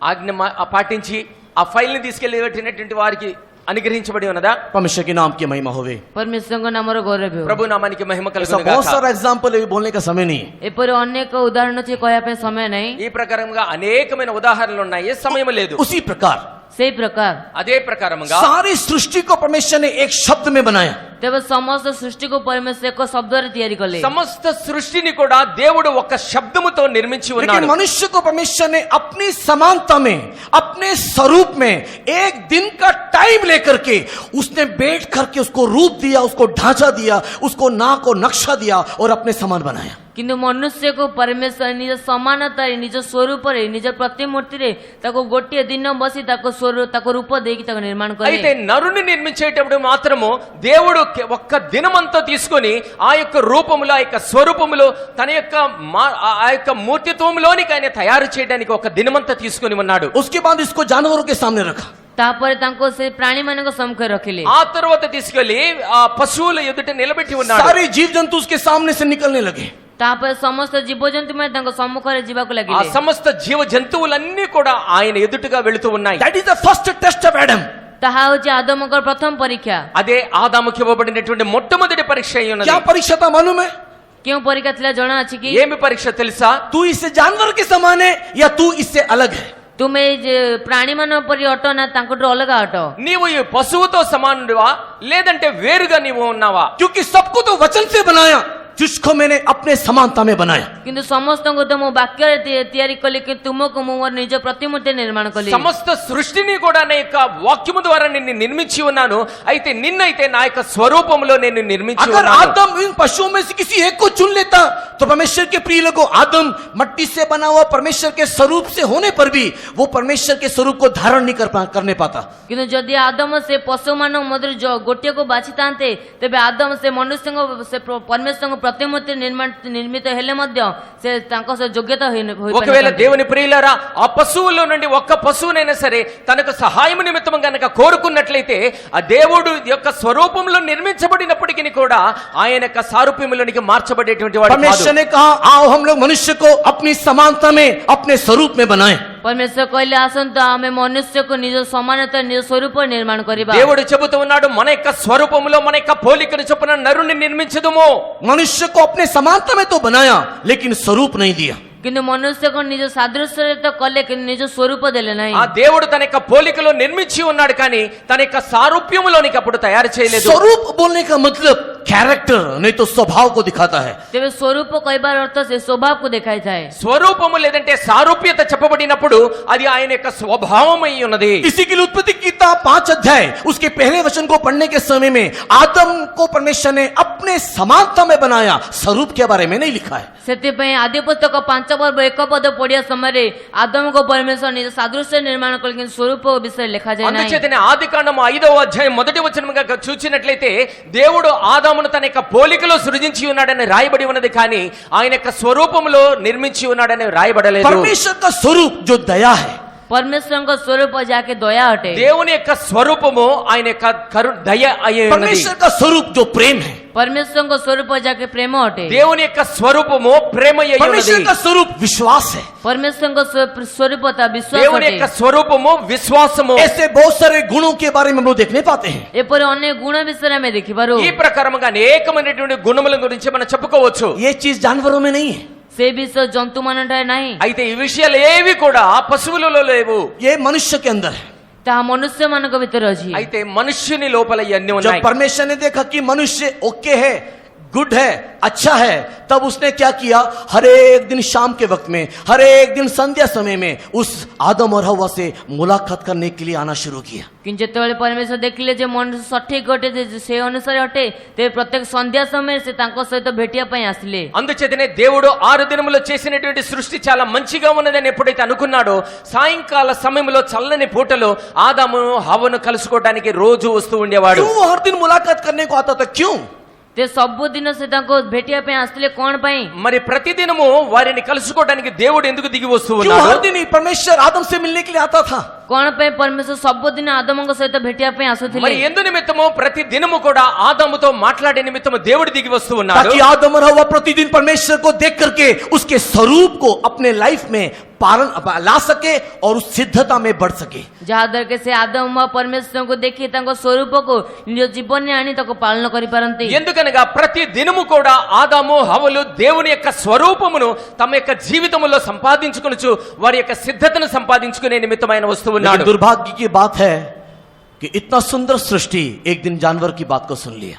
किंतु आश्चर्य विषय अटे जे एपरि को सुंदर सृष्टि जिने पशुंकर कथा सुननेला। అయితే దురదృష్టకరమైనటువంటి విషయం ఏంటంటే ఇటువంటి సుందరమైనటువంటి సృష్టి ఒక పశువు యొక్క మాటకి లోబడి ఉన్నాడు। पहले परीक्षा में तो जय पाया, लेकिन दूसरे परीक्षा में हार गया। प्रथम परीक्षा तो जय पाइले लेकिन द्वितीय परीक्षा रे हारी गले। మొదటి పరీక్షలో జయించి ఉన్నాడు, కానీ రెండవ పరీక్షలో అతడు అపజయం పొంది ఉన్నాడు। पहले परीक्षा में उसने साबित किया कि मैं इस पशु के समान नहीं हूं, लेकिन दूसरे परीक्षा में वो पशु के समान बन गया। ते प्रथम परीक्षा रे से प्रमाण कले जे मोय पशु पर नहीं, लेकिन द्वितीय परीक्षा से पशु परी होई गले। ఆ మొదటి పరీక్షలో నిరూపించి ఉన్నాడు నేను పశుప్రాయుడును కాను, కానీ రెండవ విషయంలోకి వచ్చేసరికి రెండవ పరీక్షలో పశుప్రాయుడుగా మార్చబడి तब ఉన్నాడు। से लेकर के आज तक और अभी तक और आने वाले दिन में भी मनुष्य पशु के समान ही दिखाई दे रहा है। तेबे सेई दिन ठारू आसे ए दिन पर्यंत आसीबा दिन पर्यंत मनुष्य पशु परी ही देखा जाउछि। అందుచేతనే ఆ దినము మొదలుకొని ఈ దిన పర్యంతము కూడా ఇక రాబోయే దినములు కూడా మనుష్యుడు ఒక పశువులాగానే ప్రవర్తిస్తూ ఉన్నాడు। और इसी कारण से मनुष्य का प्रकृति में पशु के समान का स्वभाव, हिंसा, बैरभाव, मारना, पीटना, खुद को बचाना, खुद के लिए जीना, इस प्रकार का अभिमान भरा हुआ है। सेतिबे मनुष्य स्वभाव रे हिंसा, राग, क्रोध, निज निमंते बंचिबा, निज निमंते करबा एपर स्वभाव रहउछि। అందుచేతనే మనుష్యుడు పశువులాగా తన నిమిత్తమే జీవిస్తూ కొట్టుకోవటము, హింసించటము ఇటువంటి విషయాలతో జీవిస్తూనే ఉన్నాడు। परमेश्वर के पवित्र नाम की महिमा होवे। परमेश्वर को पवित्र नाम रो गौरव ప్రభు हो। నామానికి మహిమ కలుగును గాక। लेकिन मनुष्य पशु के समान होने के लिए नहीं बनाया गया, इसलिए यीशु मसीह दूसरा आदम बन करके, नहीं तो पहला मनुष्य बन करके दोबारा जन्म लिया। परमेश्वर के नाम की महिमा होवे। परमेश्वर नाम रो गौरव हो। ప్రభు నామానికి మహిమ కలుగును గాక। मनुष्य पशु के समान रहते हुए नहीं मरना चाहिए। मनुष्य पशु परी हे रहबा उचित नुहे। మనుష్యుడు పశువులుగా మార్చబడడానికి వీలు లేదు। उसके अंदर एक परिवर्तन आना चाहिए। ताको मध्य को परिवर्तन आसबे आवश्यक। అతని లోపల ఒక మార్పు కలిగి ఉండాలి। एक और बार परमेश्वर की सामान्यता में, नहीं तो परमेश्वर के स्वरूप में आना चाहिए। तेबे आउ तरह से परमेश्वर को स्वरूप रे आसबे आवश्यक। మరొకసారి మనుష్యుడు దేవుని యొక్క స్వరూపంలోనికి మార్చబడాలి। उस परमेश्वर के स्वरूप को दिखाने के लिए, पशुओं को मनुष्य बनाने के लिए यीशु मसीह इस मनुष्य रूप में जन्म लिया। तेबे सेई वस्तु को मनुष्य करबा निमंते प्रभु यीशु ख्रीष्ट जगते जन्म नेले। అటువంటి పశు స్వభావము కలిగినటువంటి మనిషిని తిరిగి దేవుని యొక్క స్వరూపంలోనికి మార్చే నిమిత్తము యేసుక్రీస్తు మనిషిలాగా ఈ లోకానికి వచ్చి ఉన్నాడు। वही ये गोलगोथा का अनुभव। ताहा होछि गोलगोथार अनुभव। అదే గొల్గొతా యొక్క అనుభవం। लेकिन परमेश्वर के राज्य में, सियोन यरूशलेम में, नित्यता में जाने वाला एक भी पशु दिखाई नहीं देगा। କିନ୍ତୁ ପରମେଶ୍ୱରଙ୍କ ରାଜ୍ୟ ନିତ୍ୟତାରେ ସିଓନ ଜେରୁସାଲେମ ଯାଉଥିବା ଗୋଟିଏ ମଧ୍ୟ ପଶୁ ଦେଖାଦେବ ନାହିଁ। అందుచేతనే సియోను నూతన యెరూషలేము పర్వతములోనికి నిత్య రాజ్యములోనికి ఏ యొక్క పశువు కూడా ప్రవేశించలేదు. आप और मैं एक पशु का स्वभाव रखते हुए, एक संसारिक स्वभाव को रखते हुए उस पवित्र नगरी, पवित्र परमेश्वर के राज्य में जा नहीं सकते, पहुंच नहीं सकते। ତେବେ ଆପଣ ମୁଁ ସେ ସାଂସାରିକ ସ୍ୱଭାବ ପଶୁର ସ୍ୱଭାବ ରଖି ସେ ପବିତ୍ର ନଗରୀ ସେ ପବିତ୍ର ପର୍ବତରେ ଯାଇପାରିବା ନାହିଁ। అందుచేతనే మనమందరము కూడా పశువు యొక్క స్వభావమును పొంది ఈ పార్థివ స్వభావమును కలిగినట్లయితే ఆ పరిశుద్ధ పర్వతము దేవుని యొక్క రాజ్యములోనికి మనము ప్రవేశించలేము. इसी कारण से ସେଇ କାରଣରୁ ఆ కారణము చేత गोलगोता के अनुभव से लेकर के ଗୋଲଗତାର ଅନୁଭବ ଠାରୁ ନାହିଁ గొల్గొతా అనుభవము మొదలుకొని नित्यता में पहुंचने के बीच में ନିତ୍ୟତାରେ ପହଞ୍ଚିବାର ମଧ୍ୟରେ ఆ నిత్యత్వములోనికి ప్రవేశించేంత దినము వరకు కూడా एक तराई का अनुभव परमेश्वर ने बना करके दिया। ଏକ ଉପତ୍ୟକାର ଅନୁଭବ ପରମେଶ୍ୱର ତିଆରି ఒక କରିଦେଲେ। లోయ అనుభవము మన యొక్క జీవితంలో దేవుడు ఉంచి ఉన్నాడు. ये तराई का अनुभव हमारे लिए रूपांतर करने वाला जगह है। ତେବେ ଏହି ଉପତ୍ୟକାର ଅନୁଭବ ଆମ ନିମନ୍ତେ ରୂପାନ୍ତର କରିବା ସ୍ଥାନ ଅଟେ। ఈ లోయ అనుభవం ఏదైతే ఉన్నదో మన యొక్క స్వభావాన్ని రూపాంతరము చెందించేటువంటి లోయ అయి ఉన్నది. ये तराई का अनुभव हमारे जीवन को परमेश्वर के स्वरूप में बदलने वाला अनुभव है। ତେବେ ଉପତ୍ୟକାର ଅନୁଭବ ଆମ ଜୀବନକୁ ପରମେଶ୍ୱରଙ୍କ ସ୍ୱରୂପରେ ବଦଳାଇବାର ఈ ଅନୁଭବ లోయ ଅଟେ। అనుభవము లేదంటే రూపాంతరపు అనుభవము దేవుని యొక్క స్వరూపములోనికి మనల్ని నడిపించేటువంటి మార్చేటువంటి అనుభవం అయి ఉన్నది. लेकिन इस प्रोसेस में जाने के समय में, କିନ୍ତୁ ସେଇ ପ୍ରକାରରେ ଯିବା ସମୟରେ అయితే ఆ ప్రకారముగా వెళ్లే సమయములో इस प्रणाली से गुजरने के समय में, ସେ ପ୍ରଣାଳୀ ଦେଇ ଯିବା ସମୟରେ అటువంటి ప్రణాళిక చొప్పున వెళ్లే సమయములో परमेश्वर के प्रिय लोगों, दो शक्ति का महासंग्राम होता है। ପରମେଶ୍ୱର ପ୍ରିୟଲୋକମାନେ ଦୁଇ ଶକ୍ତିର ମହାସଂଗ୍ରାମ ହୋଇଥାଏ। దేవుని ప్రియులారా రెండు శక్తుల మధ్యలో పెద్ద భయంకరమైనటువంటి యుద్ధము జరుగుతూ ఉన్నది. एक शक्ति पापात्मा का शक्ति, दूसरा शक्ति पवित्रता का शक्ति। ଗୋଟିଏ ହେଉଛି ପାପାତ୍ମାର ଶକ୍ତି, ଦ୍ୱିତୀୟ ଶକ୍ତି ପବିତ୍ର ଆତ୍ମାର ଶକ୍ତି। ఒకటి పాపాత్మ యొక్క శక్తి అయి ఉన్నది, రెండవదిగా రూపాంతర శక్తి అయి ఉన్నది. ये लड़ाई इस तराई में होने के कारण ତେବେ ସେଇ ଯୁଦ୍ଧ ଏଇଠାରେ ହେବା ସକାଶୁ ఇటువంటి పోరాటము ఆ లోకములో ఆ లోయలో ఉన్న సమయంలో ये तराई अंधकार का तराई, नहीं तो ये तराई एक मृत्यु का तराई होकर के बदल जाता है। ତେବେ ସେ ଉପତ୍ୟକା ଅନ୍ଧକାର ଉପତ୍ୟକା ବା ଏକ ମୃତ୍ୟୁର ଉପତ୍ୟକା ବଦଳି ఆ ଯାଇଥାଏ। లోయ మరణపు ఛాయ లోయలాగా లేదంటే గాఢాంధకారపు లోయలాగా మార్చబడుతూ ఉంటుంది. लेकिन जो व्यक्ति इस लड़ाई में परमेश्वर की उपस्थिति को फील करता है, କିନ୍ତୁ ଯେଉଁ ବ୍ୟକ୍ତି ଏହି ଉପତ୍ୟକାରେ ପରମେଶ୍ୱରଙ୍କ ଉପସ୍ଥିତିକୁ ଅନୁଭବ କରେ, అయితే ఏ వ్యక్తి అయితే ఈ లోయ గుండా వెళుచున్నప్పుడు దేవుని యొక్క సన్నిధిని అనుభవిస్తూ ఉంటాడో, जो व्यक्ति इस लड़ाई में परमेश्वर के साथ रहता है, वो परमेश्वर को देखता रहता है। କିନ୍ତୁ ଯେଉଁ ବ୍ୟକ୍ତି ଏହି ଉପତ୍ୟକାରେ ପରମେଶ୍ୱରଙ୍କ ସହିତ ରୁହେ ଏବଂ ପରମେଶ୍ୱରଙ୍କୁ ଦେଖିଥାଏ, ఏ వ్యక్తి అయితే ఇటువంటి పోరాటంలో దేవుని యొక్క సన్నిధిని దేవుని యొక్క శక్తిని అనుభవించినటువంటి వాడై ఉంటాడో, वही लोग जय पाकर के सिय्योन यरूशलेम में पहुंचते हैं। ସେହି ଲୋକମାନେ ଜୟ ପାଇ ସିଓନ ଜେରୁସାଲେମରେ ପହଞ୍ଚିଥାନ୍ତି। అటువంటి వారు మాత్రమే జయించి సియోనులో నూతన యెరూషలేములో ప్రవేశిస్తారు. परमेश्वर के बहुत नाम की महिमा होवे। ପରମେଶ୍ୱରଙ୍କ ପବିତ୍ର నామର ଗୌରବ ప్రభు ହେଉ। నామానికి మహిమ కలుగును గాక. इसके लिए प्रिय लोगों, आप उद्धार पाने के बाद परमेश्वर के राज्य की ओर जाने के समय में कष्ट, क्लेश, वेदना, परीक्षा, मृत्यु के अनुभव में जाने के समय में कुड़कुड़ाना नहीं, क्योंकि वो आपको बदल रहा है। କିନ୍ତୁ ପରମେଶ୍ୱର ପ୍ରିୟ ଲୋକମାନେ ଆପଣ ଉଦ୍ଧାର ନେଇ ସିଓନ ଜେରୁସାଲେମ ଆଡ଼କୁ ଯିବା ସମୟରେ, କଷ୍ଟ କ୍ଲେଶ ସମୟରେ, ମୃତ୍ୟୁ ସମୟରେ ଆପଣ ବଚସା କରନ୍ତୁ ନାହିଁ, କିନ୍ତୁ କାହିଁକି ନା ସେ ଆପଣଙ୍କୁ ବଦଳାଉଛନ୍ତି। అందుచేతనే దేవుని ప్రియులారా,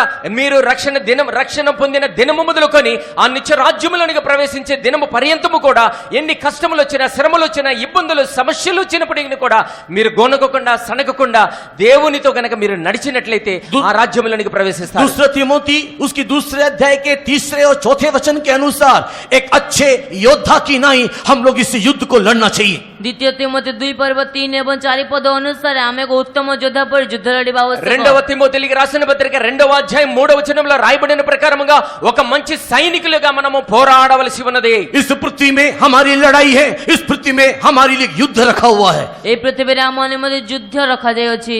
ఈ లోకములో మనకు ఒక యుద్ధం ఉంచబడి ఉన్నది.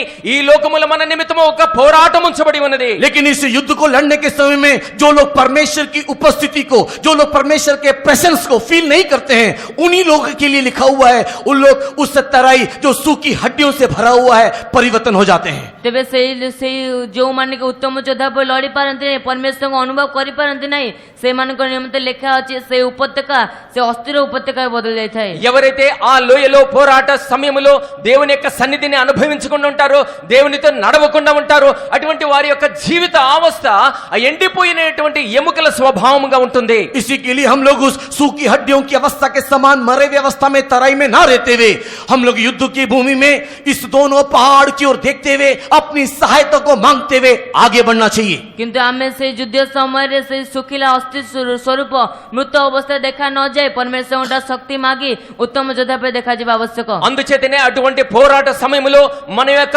జీవితము ఆ ఎండిపోయినటువంటి ఎముకల్లాగా ఉండకుండా ఆ యొక్క సహాయము కొరకు మనం ఎదురు చూస్తూ ఆ నిత్య రాజ్యములోనికి మనం ప్రవేశించవలసిన వారమై ఉన్నాం. ये तराई का अलग अलग प्रकार के नामों को उन्होंने ध्यान किया था। ତେବେ ସେ ଉପତ୍ୟକାର ଅଲଗା ଅଲଗା ପ୍ରକାର ନାମକୁ ଆମେ ଧ୍ୟାନ ఈ କରିଥିଲୁ। లోయకున్నటువంటి అనేకమైన పేర్ల గురించి మనం ధ్యానం చేసి ఉన్నాము. सबसे पहले ये दुख का तराई है।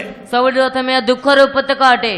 ఆ మొట్టమొదటిగా దుఃఖపు లోయగా చెప్పబడి ఉన్నది.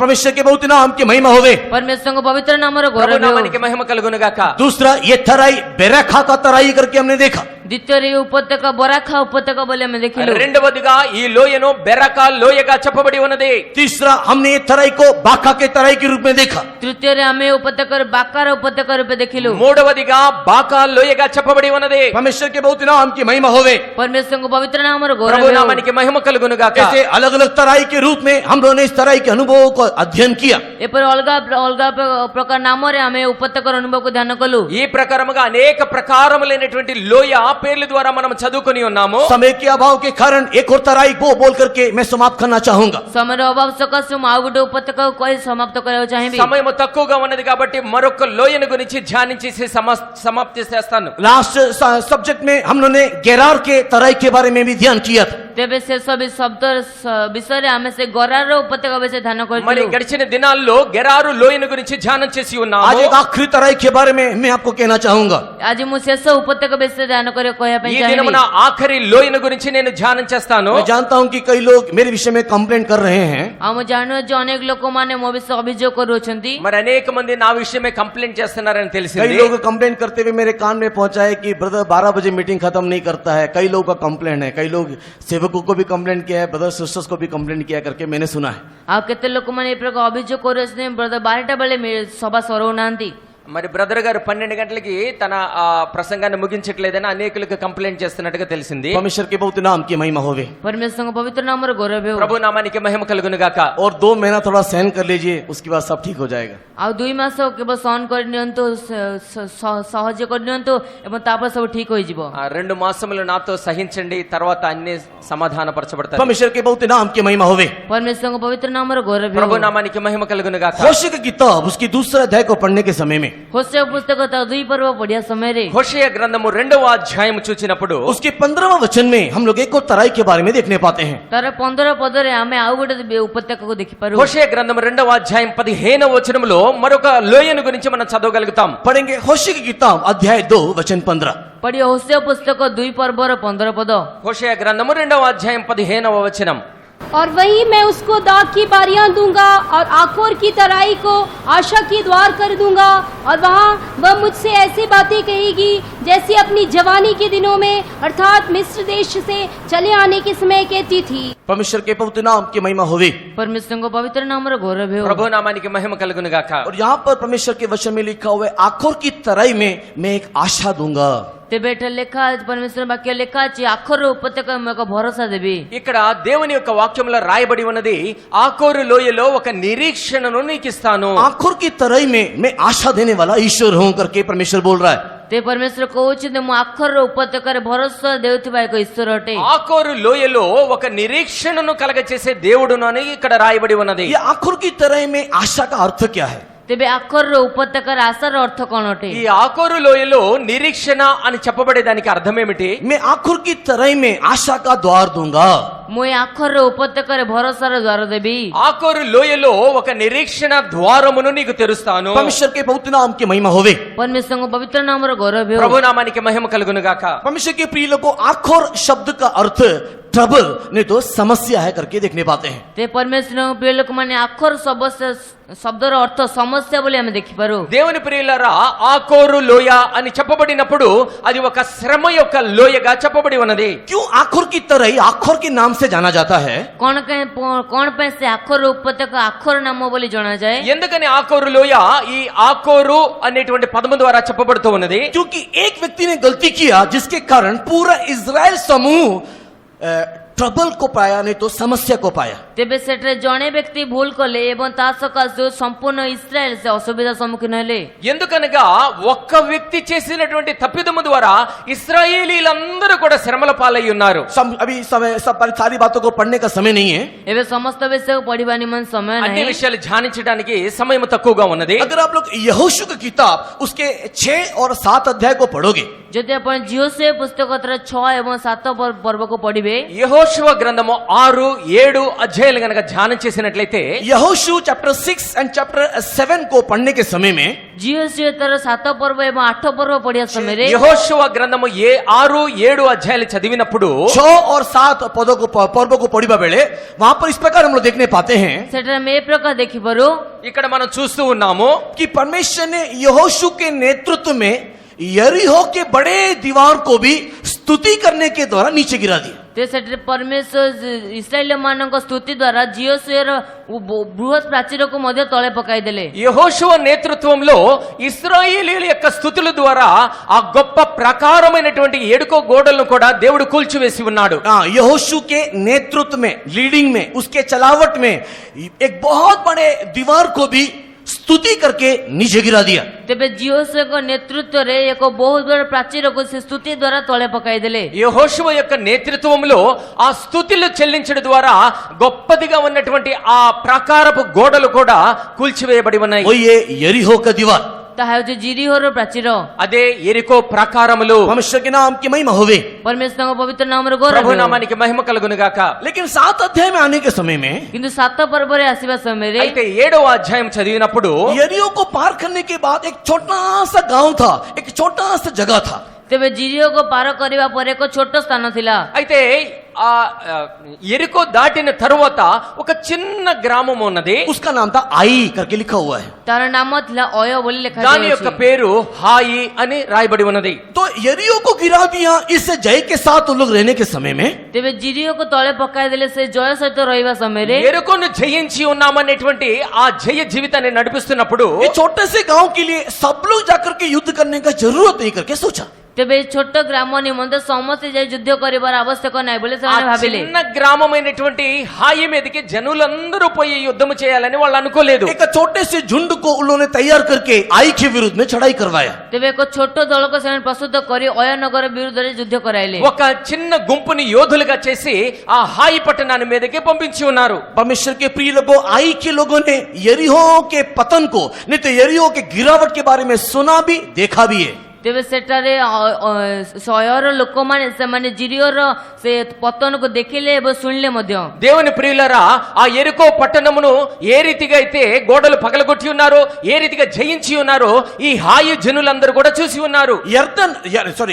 लाल समुद्र को उन्होंने कैसे पार किया, इसके बारे में यरीहो के लोगों ने सुना था। ତେବେ ଲାଲ ସମୁଦ୍ରକୁ ସେମାନେ କିପରି ପାର ହେଲେ ତାହା ବିଷୟରେ ସେ ଜିରିହୋର ଲୋକମାନେ ଶୁଣିଥିଲେ। ఆ ఏ ప్రకారముగా ఆ ఎర్ర సముద్రమును పాయలు చేసి ఇశ్రాయేలు జనాంగం వచ్చి ఉన్నారో ఆ జనులందరూ కూడా విని ఉన్నారు। उसको सुन करके यरीहो के लोगों के अंदर एक घबराहट था, एक डर था। ତେବେ ତାହାକୁ ଶୁଣି ଜିରିହୋର ଲୋକମାନଙ୍କ ମଧ୍ୟରେ ଏକ ଡର ଥିଲା। ఎప్పుడైతే ఈ విషయాలన్నిటిని వారు విని ఉన్నారో, చూచి ఉన్నారో ఆ ఎరుకో జనులందరి లోపల ఒక రకమైనటువంటి భయం కలిగి ఉన్నది। आई के लोगों के अंदर भी इसी प्रकार का एक भय निश्चय रहा होगा जब यरीहो की दीवार को उसने गिरते हुए देखा। ତେବେ ଅୟର ଲୋକମାନଙ୍କ ମନରେ ମଧ୍ୟ ଏ ପ୍ରକାର ଏକ ଭୟ ଥିବ ଯେତେବେଳେ ସେ ଜିରିହୋକୁ ପତନ ହେବାର ଦେଖିଲେ। హాయి ప్రజలందరిలో కూడా ఈ ప్రకారమైనటువంటి భయమే కలిగి ఉండవచ్చు।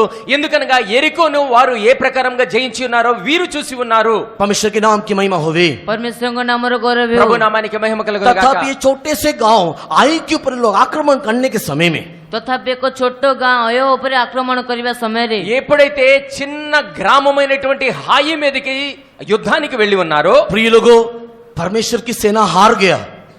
ପ୍ରିୟ ଲୋକମାନେ ପରମେଶ୍ୱରଙ୍କ ସୈନ୍ୟ ହାରିଗଲେ। దేవుని ప్రియులారా, దేవుని యొక్క సైన్యము ఓడిపోయింది. यहोशू हार गया, ଜିଓସୁଆ ହାରିଗଲେ, యెహోషువ ఓడిపోయి ఉన్నాడు. इस्राएल की सेना हार गया, ଇସ୍ରାଏଲର ସୈନ୍ୟ ହାରିଗଲେ। ఇశ్రాయేలు యొక్క సైన్యము ఓడిపోయింది. ओ लाल समुद्र को पार करने वाली सेना हार गया। ହଁ ସେ ଲାଲ ସମୁଦ୍ରକୁ ପାର ହୋଇଥିବା ସୈନ୍ୟ ସେ ହାରିଗଲେ। ఎర్ర సముద్రమును దాటినటువంటి సైన్యము ఓడిపోయింది. राजाओं को जातियों को हराने वाला सेना हार गया। ରାଜାମାନଙ୍କୁ ଜାତିମାନଙ୍କୁ ହରାଉଥିବା ସୈନ୍ୟ ସେ ହାରିଗଲେ। రాజులను జనములను ఓడించినటువంటి సైన్యము ఓడిపోయింది. सूर्य चंद्रमा को रोकने वाली सेना हार गया। ସେ ସୂର୍ଯ୍ୟ ଚନ୍ଦ୍ରମାକୁ ରୋକୁଥିବା ସୈନ୍ୟ ସେ ହାରିଗଲେ। సూర్య చంద్రులను ఆపు చేసినటువంటి సైన్యము ఓడిపోయింది. यर्दन नदी को दो पार करने वाली सेना हार गया। ସେ ଜର୍ଦ୍ଦନ నଦୀକୁ ଦୁଇ ଭାଗ କରୁଥିବା ସୈନ୍ୟ ସେମାନେ ହାରିଗଲେ। యోర్దాను నదిని రెండు భాగములుగా చేసినటువంటి సైన్యము ఓడిపోయింది. स्तुति के द्वारा यरीहो के प्राचीर को गिराने वाली सेना हार गया। స్తుతి ద్వారా ଜିରିଓ ପ୍ରାଚୀରକୁ ତଳେ ପକାଉଥିବା ସୈନ୍ୟ ସେମାନେ ହାରିଗଲେ। స్తుతుల ద్వారా ఎరుకో ప్రాకారములను కూల్చివేసినటువంటి సైన్యము ఓడిపోయింది. वाचा का संदूक लेकर के आने वाली सेना हार गया। ସେ ନିୟମ ସନ୍ଦୁକକୁ ନେଇ ଆସୁଥିବା ସୈନ୍ୟ ସେମାନେ ହାରିଗଲେ। నిబంధన మందసము మోయిచున్నటువంటి సైన్యము ఓడిపోయింది. शेकेना महिमा के साथ उपस्थिति रहने वाला परमेश्वर की सेना हार गया। ସେ ସେକେଣ୍ଡ ମହିମା ସହିତ ଉପସ୍ଥିତ ରହିଥିବା ପରମେଶ୍ୱରଙ୍କ ସୈନ୍ୟ ସେମାନେ ହାରିଗଲେ। షకీనా మేఘము కింద మహిమలో నడుస్తున్నటువంటి సైన్యము ఓడిపోయింది. लिब्याथान के सुर को टुकड़े टुकड़े करने वाली सेना हार गया। ସେ ଲିବ୍ୟାଥାନ ମସ୍ତକକୁ ଚୂର୍ଣ୍ଣ କରୁଥିବା ଲୋକମାନେ ହାରିଗଲେ। మిద్యానీయులను తునాతునకలుగా చేసినటువంటి సైన్యము ఓడిపోయింది. क्यों? କଣ ପାଇଁ? ఎందుకని? इतने शक्तिशाली परमेश्वर की सेना क्यों हार गया? ଶକ୍ତିଶାଳୀ ପରମେଶ୍ୱରଙ୍କ ଏତେ ଶକ୍ତିଶାଳୀ ସେନା ସେ କଣ ପାଇଁ ହାରିଗଲେ? ఎటువంటి శక్తి కలిగినటువంటి దేవుని సైన్యం ఎందుకు ఓడిపోయింది? एक व्यक्ति ने पाप किया। ଜଣେ ବ୍ୟକ୍ତି ପାପ କଲେ। కేవలము ఒక వ్యక్తి పాపము ద్వారా, एक व्यक्ति ने पाप किया। ଜଣେ ବ୍ୟକ୍ତି ହିଁ ପାପ କଲେ। ఒక మనుష్యుడు పాపము చేసి ఉన్నాడు. उस व्यक्ति का नाम आखान करके लिखा हुआ है। ସେ ବ୍ୟକ୍ତିଙ୍କ ନାମ ଆଖାନ ବୋଲି ଲେଖାଯାଇଅଛି। అతని పేరు ఆకాను అని వ్రాయబడి ఉన్నది. उसका पाप पता है क्या था? ତାଙ୍କ ପାପ ଜଣାଅଛି କଣ అతని ଥିଲା? పాపం ఏమిటో తెలుసా?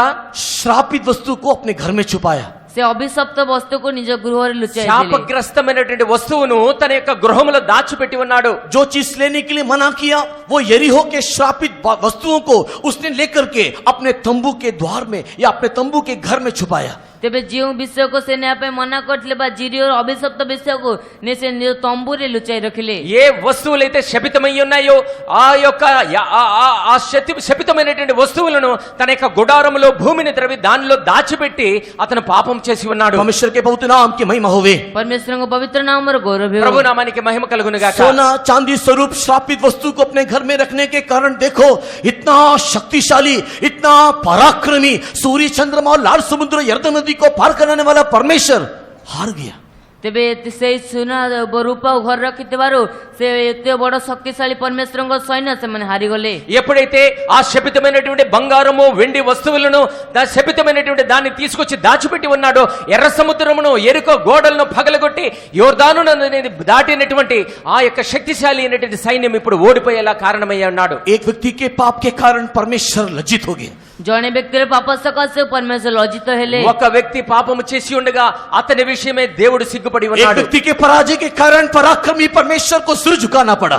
ଜଣେ ବ୍ୟକ୍ତିଙ୍କର ପାପ ସକାଶେ ପରାକ୍ରମୀ ପରମେଶ୍ୱରଙ୍କୁ ମୁଣ୍ଡ ତଳ କରିବାକୁ ఒక ପଡ଼ିଲା। వ్యక్తి చేసినటువంటి పాపము ద్వారా పరాక్రమశాలి అయినటువంటి మన దేవుడు సిగ్గుపడి ఉన్నాడు. वो व्यक्ति आप, वो व्यक्ति मैं, वो व्यक्ति हम लोग हो सकते हैं। ସେ ବ୍ୟକ୍ତି ଆପଣ ମୁଁ ଆମେ କେହି ମଧ୍ୟ ହେଇପାରୁ। అటువంటి వ్యక్తి నేను మీరు అందరమై ఉండవచ్చు. वो प्रार्थना करता है उसको करने दो, मैं नहीं करूंगा करके बोलने से आपके कारण परमेश्वर लज्जित हो जाता है। ତେବେ ସେଇ ପାପ ଯାକେ ମୁଁ କରିବି ନାହିଁ ବୋଲି କହି ପୁଣି ଥରେ କଲେ ଆପଣ ପରମେଶ୍ୱର ଲଜ୍ଜିତ అటువంటి ହୋଇଯାଇଥାନ୍ତି। స్తోత్రములు చెల్లించేటువంటి మారు మధ్యలో ఉండి నేను చేయను అని కనుక చెప్పినట్లయితే అటువంటి పాపము నీవు सब చేసినటువంటి लोग आंखों को వారమవుతాం. बंद करके प्रार्थना करते, मैं आंखों को बंद करके प्रार्थना नहीं करके बोल के रहने से आपके कारण परमेश्वर लज्जित हो जाता है। ସମସ୍ତେ ଚକ୍ଷୁ ବନ୍ଦ କରି ପ୍ରାର୍ଥନା କରିବା ସମୟରେ ମୁଁ ଚକ୍ଷୁ ବନ୍ଦ କରିବି ନାହିଁ ବୋଲି କହିଲେ ଆପଣଙ୍କ ପରମେଶ୍ୱର ଲଜ୍ଜିତ ହୋଇଯାଇଥାନ୍ତି। అందరూ కళ్ళు మూసుకొని ప్రార్థన చేసేటువంటి సమయంలో నేను కళ్ళు మూసుకొని నేను ప్రార్థన చేయను అని చెప్పినట్లయితే అటువంటి నీ ద్వారా దేవుడు సిగ్గుపడతాడు. हम लोग सब जो क्रिश्चियन कहलाते हैं, हम लोग जो मसीह कहलाते हैं, हमारे जीवन में जब मसीह का समानता उसके स्वरूप जब दिखाई नहीं देता है,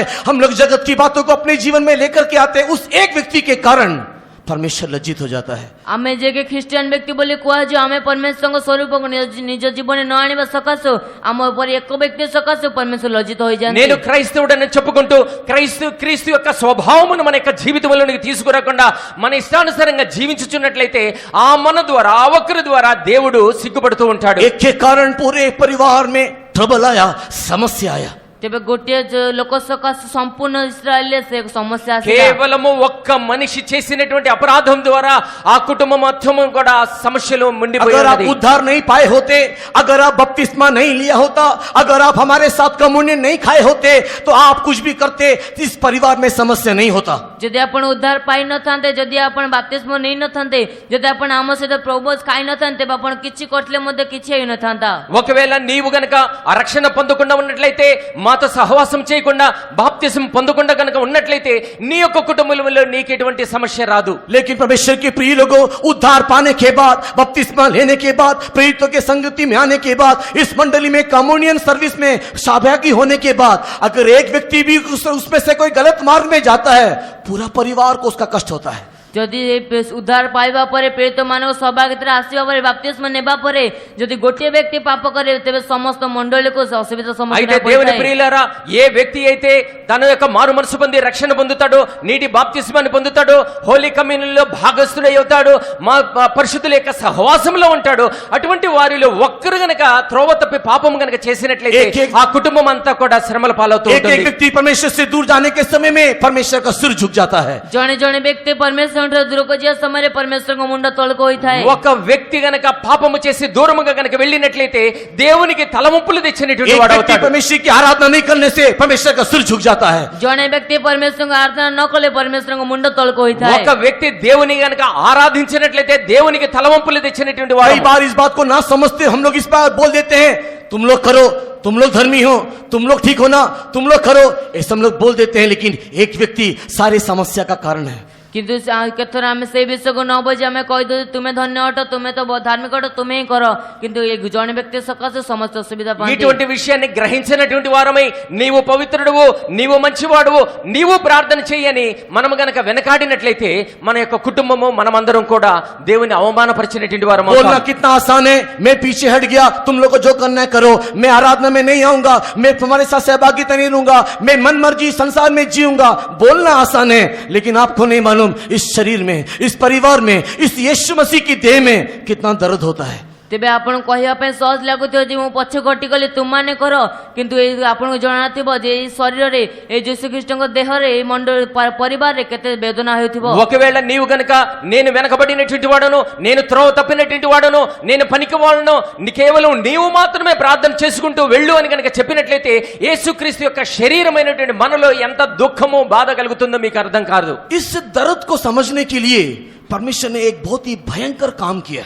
ते ଏହି କଷ୍ଟକୁ ବୁଝିବା ନିମନ୍ତେ ପରମେଶ୍ୱର ଏକ ବହୁତ ଭୟଙ୍କର କାର୍ଯ୍ୟ କଲେ। ఇటువంటి బాధను మనం అర్థం చేసుకునే నిమిత్తము దేవుడు ఒక గొప్ప కార్యాన్ని అక్కడ చేసి ఉన్నాడు। मुझे नहीं मालूम कि आप लोग में से कितने लोग इसको समझ पाएंगे। ମୋତେ ଜଣାନାହିଁ ଯେ ଆପଣମାନେ ମଧ୍ୟ କେତେ ଲୋକ ଏହାକୁ ବୁଝିପାରିବେ। మీలో ఎంతమంది దీన్ని గ్రహించి ఉన్నారో నాకైతే తెలియదు, కానీ लेकिन उस परमेश्वर की महान प्रेम को समझने के लिए हमारे कारण इस परिवार में नष्ट नहीं आना, कि हम खुद भी नष्ट नहीं होना, समझाने के लिए परमेश्वर ने इस आँखों की तराई में एक आशा का द्वार खोला है। ତେବେ ସେଇ ମହାନ ପରମେଶ୍ୱରଙ୍କ ପ୍ରେମକୁ ବୁଝିବା ନିମନ୍ତେ ଆମ ସକାଶେ, ଆମ ପରିବାରରେ କଷ୍ଟ ନ ଆସିବା ପାଇଁ, ଆମକୁ କଷ୍ଟ ନ ହେବା ପାଇଁ ସେ ଆଖର ଉପତ୍ୟକାରେ ପରମେଶ୍ୱର ଏକ ଆଶା ରଖିଲେ। అటువంటి మనము మన యొక్క జీవితం ద్వారా మన యొక్క కుటుంబానికి అనేకులకు ఏ రీతిగా అయితే శ్రమను కలగ చేస్తున్నాటో, అటువంటి శ్రమలో దేవుడు ఒక నిరీక్షణ ద్వారమును ఆకోరు లోయలో మనకు కలగ చేయడం ద్వారా దేవుని యొక్క ప్రేమను వెల్లడి చేస్తూ ఉన్నాడు। ट्रबल को दूर करने के लिए,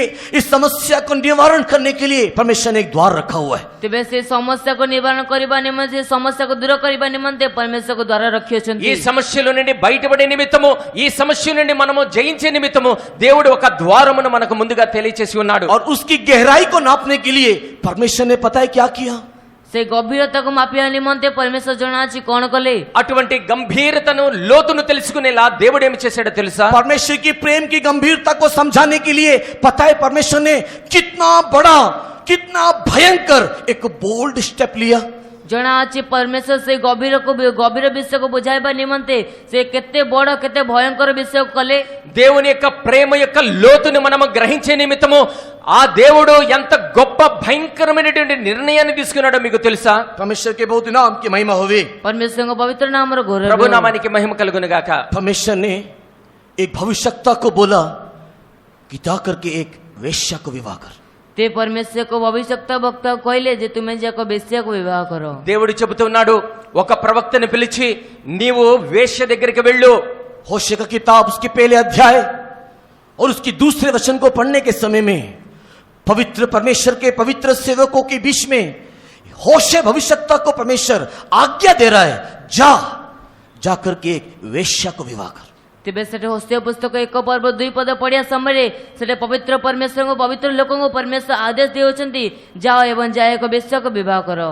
హోషేయ గ్రంథము 1వ అధ్యాయం 2వ వచనములు గనుక చూచినట్లయితే పరిశుద్ధ సింహాసనం మీద పరిశుద్ధ దేవుడైనటువంటి యెహోవా ప్రవక్త అయిన హోషేయను పిలిచి చెబుతూ ఉన్నాడు, నీవు వెళ్ళి ఒక వేశ్యను పెండ్లాడు. आप उस पहले अध्याय को पढ़ करके देखिए, होशे को कतई आग्रह नहीं था कि उस वेश्या को वो विवाह करे। तेबे आपण प्रथम अध्याय पढ़ के देखंतु होशे केबे आग्रह नथला जैसे से विवाह को बेश्या को विवाह करिवे।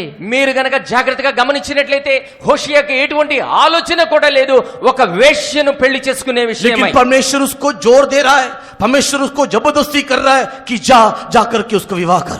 तेबे किंतु परमेश्वर तंको जबरदस्ती करूछंदी जा से बेश्या को विवाह करो। అయితే దేవుడు బలవంతం చేస్తూ ఉన్నాడు, దేవుడు ఆజ్ఞాపిస్తున్నాడు, నీవు వెళ్ళి ఒక వేశ్యను నువ్వు పెళ్లి చేసుకో. पता है क्यों? जणा छे कोण पई? ఎందుకో తెలుసా? क्योंकि ये वेश्या जो हमारे जीवन को दिखाता है, क्योंकि हम जो जगत को प्रेम करते हैं व्यभिचारिणी के समाने करके याकूब की किताब 4 अध्याय के 4 वचन में लिखा हुआ है। कारण ये जीवन जाके बेश्या पर देखा जे आमे जे कि जगत को प्रेम करू छु आम जीवन विषय बेश्या बोली याकूब पुस्तक लिखा जायछि। ఎందుకనగా ఈ యొక్క రాయబడినటువంటి వేశ్య మన యొక్క జీవితాన్ని చూపిస్తూ ఉన్నది. ఎవరైతే ఈ లోకమును ప్రేమిస్తారో, ఈ లోకస్యులతో సుఖభోగాలతో ఉంటారో వారు వేశ్యతో సమానులై ఉంటారు. जेम्स चैप्टर 4 वर्स 4 को पढ़ करके देखिए, हे व्यभिचारिणियों, हे व्यभिचारियों, तुम्हें किसने कह दिया कि इस जगत के साथ मित्रता करो? तेबे याकूब तार 4 पर्व 4 पद पढ़ी देखंतु से लेखा अछि हे बेबिचारी माने तुमो के कहला जे जगत सहित मित्रता करो। యాకోబు రాసిన 4వ పత్రిక 4వ అధ్యాయం 4వ వచనములో రాయబడుతున్నది, ఓ వ్యభిచారులారా ఈ లోకముతో స్నేహము దేవునితో వైరమని మీకు తెలియదా అని చెబుతూ ఉన్నాడు. परमेश्वर के बहुत नाम की महिमा होवे, परमेश्वर को पवित्र नाम और गौरव ప్రభు हो। నామానికి మహిమ కలుగును గాక. लेकिन हमारे अंदर उस गंदा स्वभाव होने के कारण संडे संडे आते हैं और हम लोग मंडे मंडे भूल जाते हैं। किंतु हम देश से मंद स्वभाव थिबा सकसु हमें रविवार आसु एवं सोमवार को भूली जाओ। అందుచేతనటువంటి స్వభావము మనందరిలో ఉన్నది కనుక ఆదివారం వస్తున్నాము, సోమవారం దినం దాన్ని మర్చిపోతూ ఉన్నాం. हम लोग ही हैं वो आखोर की तराई में मरने वाले आखान। तेबे आमई अटो से आखर तो उपत्यकार थिबा से आखार అటువంటి ఆకోరు లోయలో చనిపోచున్నటువంటి ఆ ఆకాను నేను మీరై ఉన్నాము. परमेश्वर के बहुत नाम की महिमा होवे। परमेश्वर को पवित्र नाम और गौरव ప్రభు हो। నామానికి మహిమ కలుగును గాక. हम लोग जो गोलगोता से बुलाए गए और सियोन यरूशलेम के जाने के रास्ते में इस तराई के मार्ग में परमेश्वर हमको लेकर के जा रहा है। ते आमे जेरी से गोलगतार आह्वान करा जायछु एवं से सियोन जेरूशलेम को जेबा निमंते परमेश्वर साहाय्य करूछंती। అందుచేతనే గొల్గొతా రక్షణ దినము మొదలుకొని సియోను యెరూషలేము పర్వతానికి మధ్యలో వెళుచుండగా ఈ ఆకోరు లోయ అనేటువంటి బాధ లోయలో మనం వెళుచున్నాం. लेकिन आज इस सुबह के वक्त में परमेश्वर क्या कहना चाह रहा है? किंतु आज ये सकाल समय परमेश्वर कौन कहे पे चाहूछंती। అయితే ఈ సందర్భంలో దేవుడైన యెహోవా ఏమి చెబుతూ ఉన్నాడు? तू बारंबार जो जगत को प्रेम करके जो वेश्यागमन करते हुए दिखाई दे रहा है, तुम्हें जो बारंबार जगत को प्रेम कर बेश्या गमन कर देखा जाओ నీవు మాటి మాటికి ఈ లోకము వైపు వెళుతూ ఒక వేశ్యలాగా నీవు కనిపిస్తూ ఉన్నావు. तू जो पाप कर रहा है परमेश्वर को शर्मिंदा कर रहा है। तुम्हें जो पाप करी परमेश्वर को लज्जित करो छो। నీవు పాపము చేయడం ద్వారా దేవుని సిగ్గుపడేలా చేస్తూ मैं ఉన్నావు. तुझे मरुभूमि में लेकर के जाऊंगा, मो तुमको प्रांतर नहीं जीवी నిన్ను అరణ్య మార్గముల గుండా తీసుకుని मैं వెళతాను. तुझे दुख के मार्ग में ले जाऊंगा, मो तुमको दुखर मार्ग नहीं जीवी నేను నిన్ను దుఃఖపు మార్గముల గుండా తీసుకుని వెళతాను. सुख से विलास से दूर ले जाऊंगा, सुख विलास तुमको दूर नहीं जीवी సుఖ విలాసములకు దూరముగా నిన్ను తీసుకుని तुझे వెళతాను. अंधकार के मार्ग से मृत्यु की तराई से लेकर के जाऊंगा। तुमको अंधकार मार्ग से मृत्यु उपत्यका नहीं जीवी నిన్ను అంధకారపు మార్గములో మృత్యు మార్గములో నిన్ను తీసుకుని వెళతాను. तू जान लेना कि उस समय में तू खुड़खुड़ाना नहीं है। आ तुम्हें जानी ना हो जे सही समय बत्सा करिबार नहीं అటువంటి సమయంలో నీవు గొనగకూడదు అని నువ్వు అర్థం చేసుకోవాలి. उस आखोर की तराई तेरे जीवन में इसके लिए आया क्योंकि तू ट्रबल है, तू समस्या बनाने वाला व्यक्ति है। से आखर अनुभव तुम जीवन एथिपाई आसला काइना तुम्हें समस्या उत्पन्नकारी अट ఈ ఆకోరు లోయ అనుభవం నీ యొక్క జీవితంలో ఎందుకు వచ్చినదో తెలుసా? నీవు ఆ పాపము చేసినటువంటి అనుభవంలో ఉన్నావు కనుక लेकिन 15 वचन में क्या लिखा हुआ है? କିନ୍ତୁ 15 ପଦରେ କଣ ଲେଖାଯାଇଅଛି? అయితే 15వ వచనములో ఏమి రాయబడి ఉన్నది? मैं तुझे उस दुख के मार्ग में, तराई के मार्ग में ले जाने के समय में, ମୁଁ ତୁମକୁ ସେ ଦୁଃଖର ମାର୍ଗ ସେ ଉପତ୍ୟକାର ମାର୍ଗରେ ନେଇଯିବା అయితే ସମୟରେ ఆ లోయలో గుండా ఆ బాధపు లోయలో గుండా తీసుకుని వెళ్ళేటప్పుడు मैं तुझे एक दाख की बारी दूंगा। ମୁଁ ତୁମକୁ ଏକ ଦାକ୍ଷା କ୍ଷେତ୍ର ଦେବି। అయితే ఒక ద్రాక్ష గుత్తులను నీకు ఇస్తాను। मैं तुझको एक दाख की बारी दूंगा करके होशे 2 अध्याय 15 वचन में लिखा हुआ है। ते ମୁଁ ତୁମକୁ ଏକ ଦାକ୍ଷା କ୍ଷେତ୍ର ଦେବି ବୋଲି ହୋଶେୟ ତାର 2 ପର୍ବ 15 పదే ଲେଖାଯାଇଅଛି। ఆ హోషేయ గ్రంథం 2వ అధ్యాయం 15వ వచనములో రాయబడి ఉన్నది, నీకొక ద్రాక్ష గుత్తులను ఇస్తాను అని। वो परमेश्वर के नाम की महिमा होवे। परमेश्वरଙ୍କ ନାମର ଗୌରବ ହେଉ। ప్రభు నామానికి మహిమ కలుగును గాక। मैं तुझे दूंगा किंतु तू लेगा क्या? ते ମୁଁ ତୁମକୁ ଦେବି କିନ୍ତୁ ତୁମେ ନେବ କି?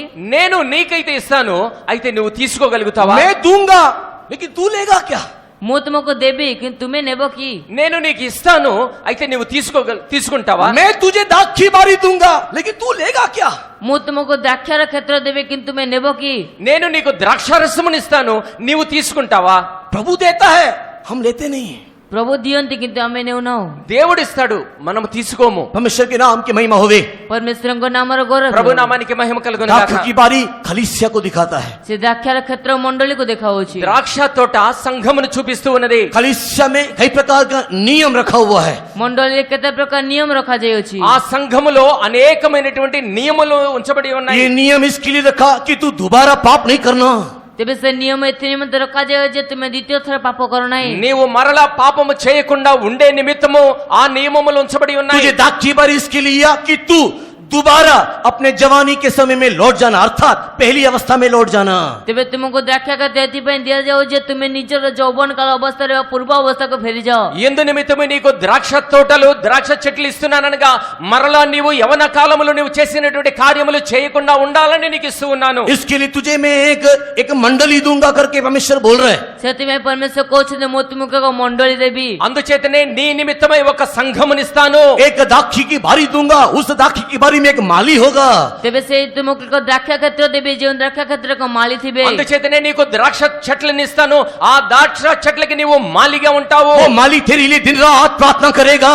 ସେ ମାଳି ତୁମ ନିମନ୍ତେ ଦିନ ରାତିରେ ପ୍ରାର୍ଥନା କରିବ। ఆ మాలి దివారాత్రములు నీ గురించి ప్రార్థన చేస్తాడు। लूका रचित सुसमाचार 13 अध्याय में उस माली के बारे में लिखा हुआ है। ଲୋକଚ ସୁସମାଚାର 13 ପର୍ବରେ ସେ ମାଳି ବିଷୟରେ ଲେଖାଯାଇଅଛି। లూకా సువార్త 13వ అధ్యాయములో ఆ తోట మాలిని గురించి రాయబడి ఉన్నది। लूका रचित सुसमाचार के 10वें अध्याय में उस सामरिया ने उस माली के पास ला करके उस अधमरा व्यक्ति को छोड़ दिया जो कि एक आखोर की तराई में पड़ा हुआ था। ତେବେ ଲୋକ ସୁସମାଚାର 10 ପର୍ବରେ ସେ ସମିରଣୀୟ ଯାଇ ସେ ମାଳି ପାଖରେ ସେ ଅଧମର ବ୍ୟକ୍ତିକୁ ଛାଡ଼ିଦେଲା କାରଣ ସେ ଆଖର ଉପତ୍ୟକା ତାକୁ ମିଳିଥିଲା। లూకా సువార్త 10వ అధ్యాయంలో రాయబడి ఉన్నది, ఆ పడిపోయినటువంటి కొట్టబడినటువంటి వ్యక్తి ఎవడైతే ఉన్నాడో అటువంటి వాడు ఆకాను లోయలో పడి ఉన్నప్పుడు అతన్ని తీసుకువెళ్లి ఆ తోట మాలికి అనుగ్రహించబడి ఉన్నది। आखोर की तराई में अधमरा पड़ा रहने वाला उस व्यक्ति को लेकर के एक सराय में एक भटियारे के पास उसको रख दिया। ତେବେ ଆଖର ଉପତ୍ୟକାରେ ମିଳିଥିବା ସେ ଅଧମର ଦରମରା ବ୍ୟକ୍ତିକୁ ସେ ନେଇ ଏକ ମାଳି ପାଖରେ ରଖିଦେଲେ। ఆఖరు లోయలో కొన ప్రాణముతో కొట్టబడి పడిపోయబడి ఉన్నటువంటి ఆ వ్యక్తిని తీసుకెళ్లి మాలి యొక్క చేతిలో పెట్టబడి ఉన్నాడు। परमेश्वर के बहुत नाम की महिमा होवे। ପରମେଶ୍ୱରଙ୍କ ପବିତ୍ର ନାମର ଗୌରବ ప్రభు ହେଉ। నామానికి మహిమ కలుగును ये గాక। माली क्या करेगा? ସେ ମାଳି କଣ କରିବେ? ఈ మాలి ఏమి చేస్తాడు? तेरे आखोर की अवस्था में एक आशा का द्वार तुझे दिखाएगा। ସେ ଆଖରର ଅବସ୍ଥାରେ ଏକ ଆଶାର ଦ୍ୱାର ତୁମକୁ ଦେଖାଇବେ। ఆఖరు లోయ అనుభవంలో ఒక నిరీక్షణ ద్వారమును నీ కొరకు తీస్తాడు। बट किंतु परंतु एक बात आप समझ लेना, କିନ୍ତୁ ଆପଣ ଗୋଟିଏ ବିଷୟକୁ ବୁଝି ନିଅନ୍ତୁ। అయితే ఒక్క విషయాన్ని మాత్రమే మీరు గమనించాలి। Before giving the hope of door, ସେଇ ଭରସାର ଦ୍ୱାର ପାଇବା ପୂର୍ବରୁ ఆ నిరీక్షణ ద్వారము నీకు అనుగ్రహించడానికి ముందుగా आशा का द्वार देने से पहले ସେ ଆଶାର ଦ୍ୱାର ଦେବା ପୂର୍ବରୁ ఆ నిరీక్షణ ద్వారము నీకు ఇవ్వబడే ముందుగా वो तुझे कलीसिया देता है। ସେ ତୁମକୁ ମଣ୍ଡଳୀ ଦିଅନ୍ତି। మొట్టమొదటిగా నీకు ఒక సంఘమునిస్తాడు। अगर तू उसको लेता है ଯଦି ତୁମେ ତାକୁ ନିଅ ఒకవేళ నీవు దాన్ని గనక తీసుకున్నట్లయితే तो तेरे लिए आशा का द्वार आखोर में है। ତେବେ ତୁମ ନିମନ୍ତେ ଆଶାର ଦ୍ୱାର ସେ ଆଖରରେ ଅଛି। అప్పుడు నీ నిమిత్తమై ఆ యొక్క నిరీక్షణ ద్వారము ఉంచబడుతూ ఉంటుంది। लेकिन प्रभु देता है तू नहीं लेता है। କିନ୍ତୁ ଯଦି ପ୍ରଭୁ ଦିଅନ୍ତି ଏବଂ ତୁମେ ନିଅ ନାହିଁ ఎప్పుడైతే దేవుడు నీకు ఇస్తాడో ఒకవేళ నీవు గనక తీసుకున్నట్లయితే then there is no hope, तब कोई आशा नहीं है। ସେତେବେଳେ କୌଣସି ଆଶା ନାହିଁ। ఆ సమయంలో నీకు ఎటువంటి నిరీక్షణ ఉండదు। हो सकता है कि आज तेरे जीवन में समस्या है, ହୋଇପାରେ କି ଆଜି ତୁମ ଜୀବନରେ ସମସ୍ୟା ଅଛି। ఒకవేళ నీ జీవితంలో ఈ దినాన ఒక సమస్య ఉండవచ్చు। शायद आज तेरे जीवन में पराजय है, ହୋଇପାରେ ଆଜି ତୁମ ଜୀବନରେ ପରାଜୟ ఈ ଅଛି దినమున నీ యొక్క జీవితంలో పరాజయం आज ఉండవచ్చు तेरे जीवन में एक गिरावट दिखाई दे रहा है। ଆଜି ତୁମ ଜୀବନରେ ଏକ ବିଳାପ ଦେଖାଯାଉଛି ఈ దినమున నీ యొక్క జీవితంలో పడిపోయినటువంటి అవస్థ ఉండవచ్చు बारंबार बारंबार बारंबार तू पाप में गिरता रहता है। ବାରମ୍ବାର ବାରମ୍ବାର ବାରମ୍ବାର ତୁମେ ସେଇ ପାପରେ ପଡିଥାଅ మాటి మాటికి నీవు పాపములో जगत పడిపోతున్నట్లయితే की ओर तू दोबारा दोबारा दोबारा जाता रहता है। ଜଗତକୁ ତୁମେ ଦ୍ୱିତୀୟ ଥର ଯାଇଥାଅ మరలా నీవు ఈ లోకము వైపుకు ఈడ్చబడుచున్నట్లయితే लेकिन परमेश्वर कहता है कि मैं तुझे दुख के मार्ग में लेकर के तुझसे बात करूंगा। କିନ୍ତୁ ପରମେଶ୍ୱର କୁହନ୍ତି ମୁଁ ତୁମକୁ ଦୁଃଖର ମାର୍ଗରେ ନେଇ ତୁମ ସହିତ କଥା ହେବି దేవుడు సెలవిస్తూ ఉన్నాడు నిన్ను శ్రమల మార్గము గుండా నిన్ను తీసుకుని వెళతాను तुझे दाख की बारी में ला करके पहुंचाऊंगा। ତୁମକୁ ଦ୍ରାକ୍ଷା କ୍ଷେତ୍ରରେ ନେଇ ପହଞ୍ଚାଇବି నిన్ను ద్రాక్ష తోటలోనికి తీసుకువెళతాను दाख की बारी में एक बाड़ा है, यशायाह की किताब 5 अध्याय में लिखा हुआ है। ତେବେ ଦ୍ରାକ୍ଷା କ୍ଷେତ୍ରରେ ଏକ ବାଡ଼ ଅଛି ତା ଇଶାୟା ପୁସ୍ତକ 5 ପର୍ବରେ యెషయా ଲେଖାଯାଇଛି గ్రంథం 5వ అధ్యాయంలో రాయబడి ఉన్నది ద్రాక్ష తోట మధ్యలో నీవు ఉంచబడి ఉన్నావు एक बाड़ा, एक बाउंड्री है वहां पर। ఒక ప్రాకారం ఉంచబడి ఉన్నది परमेश्वर के नाम की महिमा होवे। परमेश्वरଙ୍କ ନାମର ଗୌରବ ହେଉ దేవుని నామానికి మహిమ కలుగును గాక दाख की बारी में एक गुम्मट है, नहीं तो एक टवर है करके लिखा हुआ है। ତେବେ ଦ୍ରାକ୍ଷା କ୍ଷେତ୍ରରେ ଏକ ସ୍ତମ୍ଭ ଅଛି ବୋଲି ఆ ଲେଖାଯାଇଛି ద్రాక్ష తోటలో ఒక గోపురం ఉంచబడి ఉన్నది दाख की बारी में एक कुंड है करके लिखा हुआ है। ତେବେ ଦ୍ରାକ୍ଷା କ୍ଷେତ୍ରରେ ଏକ କୁଣ୍ଡ ଅଛି ବୋଲି ఆ ద్రాక్ష ଲେଖାଯାଇଛି తోటలో ఒక గుంట ఉంచబడి ఉన్నది अगर तू इस कंडीशन में अपने आप को समर्पण करता है ଯଦି ତୁମେ ଏହି ଅବସ୍ଥାରେ ନିଜକୁ ସମର୍ପଣ କର ఒకవేళ ఇటువంటి అవస్థలో నీవు సమర్పించుకున్నట్లయితే तो तेरे लिए आंखों की तराई में, तेरे ट्रबलसम लाइफ में, तेरे पराजित जीवन में एक द्वार है, एक आशा है। ତେବେ ତୁମ ନିମନ୍ତେ ସେ ଆଖରର ଉପତ୍ୟକା ସେ ଅସୁବିଧାର ସମୟରେ ଏକ ଆଶା ଏକ ଭରସା ଅଛି అటువంటి సమయంలో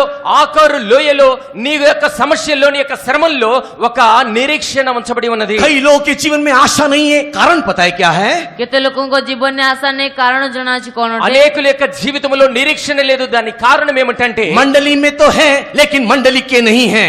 ସେମାନେ ମଣ୍ଡଳୀରେ ତ ଅଛନ୍ତି କିନ୍ତୁ ମଣ୍ଡଳୀରେ ନୁହନ୍ତି సంఘములోనే ఉన్నారు కానీ సంఘస్థులు కాకుండా ఉన్నారు उन लोग शरीर के साथ मिलते तो हैं लेकिन शरीर के अंग नहीं बनते हैं। ସେମାନେ ଶରୀର ସହିତ ମିଳିତ ହୁଅନ୍ତି କିନ୍ତୁ ଶରୀରର ଅଙ୍ଗ ନୁହନ୍ତି ఆ శరీరములో కలిసి ఉన్నప్పటికీ కూడా శరీరం యొక్క అవయవములుగా వాళ్ళు మార్చబడలేదు व्याख्यान करने के लिए मेरे पास अभी समय नहीं है, समय का कांटा दौड़ रहा है। ସେ వ్యాଖ୍ୟାନ କରିବା ପାଇଁ ସମୟ ନାହିଁ ସମୟର କଣ୍ଟା ଦୌଡୁଛି విశ్లేషించి చెప్పడానికి సమయం తక్కువగా ఉన్నది परमेश्वर के पवित्र नाम की महिमा होवे। ପରମେଶ୍ୱରଙ୍କ ପବିତ୍ର ନାମର ଗୌରବ ప్రభు ହେଉ। నామానికి మహిమ కలుగును గాక लेकिन एक वचन मैं आपको दूंगा, କେବଳ ଗୋଟିଏ ବାକ୍ୟ ମୁଁ ଆପଣଙ୍କୁ ଦେବି అయితే ఒక్క వచనము మీకు ఇస్తాను उसमें बहुत सारा विषय समझाने के लिए, लेकिन अभी मेरे पास समय नहीं है। ସେଟା ଅନେକ ବିଷୟ ବୁଝାଇବା ପାଇଁ ଅଛି କିନ୍ତୁ ସମୟ ନାହିଁ అనేక విషయాలు దానికి చెప్పడానికి నా దగ్గర సమయం లేదు एफिसी की किताब उसके 4 अध्याय 11, 12, 13 वचन को पढ़ने से ఎఫెసీయ పుస్తక 4 పర్ବରେ 11, 12, 13 పద పడిଲେ ఎఫెసీయులకు రాసిన పత్రిక 4వ అధ్యాయం 11, 12, 13 చదివినట్లయితే efficiency chapter 4 verse 11 and 12 and 13 पढ़ने से ఎఫెసీయ 4 పర్ବରେ 11, 12 ଏବଂ 13 పଦ పడిଲେ ఎఫెసీయులకు రాసిన పత్రిక 4వ అధ్యాయం 11, 12, 13 చదివినట్లయితే इस दाख की बारी में माली लोग के बारे में लिखा हुआ है। ସେ ଦ୍ରାକ୍ଷା କ୍ଷେତ୍ରରେ ମାଳି ମାନଙ୍କ ବିଷୟ ଲେଖାଯାଇଅଛି ద్రాక్ష తోటలో ఉంచబడినటువంటి మాలిని గురించి ఇక్కడ రాయబడి ఉన్నది वो माली कौन कौन है? ସେ ମାଳି କିଏ କିଏ ଅଟନ୍ତି ఆ మాలి ఎవరెవరై ఉన్నారు वो माली प्रेरित है करके लिखा हुआ है। ସେ ମାଳି ମାନେ ପ୍ରେରିତ ବୋଲି ଲେଖାଯାଇଅଛି వారు అపొస్తలులు అని చెప్పబడి वो ఉన్నది भविष्यताएं करके लिखा हुआ है। ସେ ଭାଓବାଦୀ ବୋଲି ଲେଖାଯାଇଅଛି ప్రవక్తలని రాయబడి ఉన్నది वो सुसमाचार के प्रचारक करने वाले करके लिखा हुआ है। ସେମାନେ ସୁସମାଚାରର ପ୍ରଚାରକ ବୋଲି ఆ ଲେଖାଯାଇଅଛି సువార్తను ప్రకటించేటువంటి వారు అని రాయబడి ఉన్నది वो रखवाले हैं करके लिखा हुआ है। ଆଉ ସେମାନେ ପାଳକ ବୋଲି ଲେଖାଯାଇଅଛି వారు కాపరులుగా చెప్పబడి ఉన్నది वे लोग शिक्षा देने वाले शिक्षक करके लिखा हुआ है। ସେମାନେ ଶିକ୍ଷକ ସ୍ୱରୂପ ଅଟନ୍ତି ବୋଲି ଲେଖାଯାଇଅଛି వారు ఉపదేశకులు అని చెప్పబడి ఉన్నది ये 5 प्रकार के लोग इसको मालिक के रूप में दिया हुआ है। ତେବେ ସେ 5 ପ୍ରକାର ଲୋକ ସେ ମାଳି ସ୍ୱରୂପ ଦିଆଯାଇଅଛନ୍ତି ఇటువంటి 5 విధములైనటువంటి వారు పరిచర్య ధర్మ చేసేవారుగా చెప్పబడి ఉన్నది ये 5 प्रकार के लोग एक ही प्रतिष्ठा में जीते हैं। ତେବେ ସେ 5 ପ୍ରକାର ଲୋକ ଗୋଟିଏ ପ୍ରତିଷ୍ଠାରେ ବଞ୍ଚନ୍ତି ఈ 5గురు కూడా ఒకే విధమైనటువంటి పరిచర్య ధర్మ కలిగి ఉన్నారు एक ही प्रतिष्ठा में, एक ही प्रतिष्ठा में, एक ही समर्पण में, एक ही उपदेश में जीने वाले लोग हैं। ସେମାନେ ଗୋଟିଏ ପ୍ରତିଷ୍ଠାରେ ଗୋଟିଏ ସମର୍ପଣ ଗୋଟିଏ ଉପଦେଶରେ ବଞ୍ଚିଥିବା ଲୋକ వీరందరూ కూడా ఒకే ప్రతిష్ట ఒకే నియమము ఒకే సందేశము కలిగినటువంటి వారై जो ఉన్నారు प्रेरितों का नियम है वो यीशु का नियम है। ଯାହା ପ୍ରେରିତଙ୍କ ନିୟମ ତା ଯୀଶୁଙ୍କର ନିୟମ అపొస్తలుల యొక్క నియమము ఏదైతే ఉన్నదో అది యేసు యొక్క నియమము जो प्रेरितों का नियम है वही शिक्षकों का नियम है। ଯାହା ପ୍ରେରିତ ମାନଙ୍କ ନିୟମ ତା ଶିକ୍ଷକ ମାନଙ୍କ ఏదైతే ନିୟମ ప్రవక్తల యొక్క నియమమై ఉన్నదో అది ఉపదేశకుల యొక్క నియమమై ఉన్నది. वही नियम, वही प्रेरितों का नियम सुसमाचार प्रचारक करने वाले, उससे रखवाले और उस भविष्यताओं का भी नियम है। ତେବେ ସେଇ ପ୍ରେରିତ ମାନଙ୍କ ନିୟମ ତା ସୁସମାଚାର ପ୍ରଚାରକ ପାଳକ ମାନଙ୍କର ଭାବବାଦୀ ମାନଙ୍କର నియమ ଅଟେ। ఏ నియమం అయితే ప్రవక్తలకైతే ఉన్నదో అదే నియమము ఉపదేశకులకును సువార్థికులకును కూడా నియమింపబడి ఉన్నది. इस दाख की बारी में उपदेश अलग अलग नहीं है परमेश्वर के लोगों। ସେ ଦାକ୍ଷା କ୍ଷେତ୍ରରେ ଉପଦେଶ ଅଲଗା ଅଲଗା ନୁହେଁ ପରମେଶ୍ୱର ପ୍ରିୟ ଲୋକମାନେ। ఈ ద్రాక్ష తోటలో ఉపదేశం అనేటువంటిది వేరువేరుగా ఉండదు. कई लोग इस वचन को लेकर के प्रचार करने के समय में प्रेरित एक अलग ग्रुप है, सुसमाचार प्रचार करने वाले दूसरा ग्रुप है, शिक्षक लोग दूसरा ग्रुप है, रखवाले दूसरा ग्रुप है, और इस प्रकार ग्रुप को लोग अलग अलग कर देते हैं। କେତେ ଲୋକମାନେ ପ୍ରଚାର କରିବା ସମୟରେ ପ୍ରେରିତ ମାନେ ଭିନ୍ନ ଦଳ, ପାଳକ ମାନେ ଭିନ୍ନ ଦଳ, ସେ ସୁସମାଚାର ପ୍ରଚାରକ ମାନେ ଭିନ୍ନ ଦଳ ଦଳ ଭିନ୍ନ କରିଥାନ୍ତି। అందుచేతనే చాలా మంది ఈ యొక్క వాక్యముని చెప్పేటప్పుడు వారు అనేక విధాలుగా చెబుతూ ఉంటారు. అపోస్తులు ఒక గ్రూపు, బోధకులు ఒక గ్రూపు, ప్రవక్తులు అనేటువంటి వారు వేరువేరుగా ఉన్నారని ప్రకటిస్తూ ఉంటారు. आपके घर में अगर स्वामी बोलता है कि मेरा बेटा जो है वो डॉक्टर बनेगा, और आपकी पत्नी बोलती है कि मेरा बेटा जो है वो एक इंजीनियर बनेगा, तो आपका बेटा चपरासी के अलावा कुछ नहीं बनेगा। ତେବେ ଯେତେ ଆପଣ ବାପା ହେଲେ ଆପଣଙ୍କ ପୁଅଙ୍କୁ ଆପଣ କହନ୍ତି ଯେ ମୋ ପୁଅ ଡକ୍ଟର ହେବ, କିନ୍ତୁ ମା କୁହନ୍ତି ଯେ ପୁଅ ଇଞ୍ଜିନିୟର ହେବ, କିନ୍ତୁ ଆପଣଙ୍କ ପୁଅ ସେ ଚପରାସି ହେବା ଛଡ଼ା ଅନ୍ୟ କିଛି ହେବ ନାହିଁ। ఒకవేళ ఒకే కుటుంబంలో తండ్రి గనక తన పిల్లవాడు డాక్టర్ అవుతాడని చెప్పినప్పుడు అదే తల్లి అదే కుమారుని గనక ఇంజనీర్ అవుతాడని గనక వేరు ఆలోచనలు గనక కలిగి చేసినట్లయితే అతడు డాక్టర్ గాని ఇంజనీర్ కాకుండా వేరేదిగా తక్కువ వాడిగా क्योंकि वो खुद कंफ्यूज हो जाएगा, उसका बेटा खुद कंफ्यूज हो जाएगा, पापा का सुने मम्मी का सुने।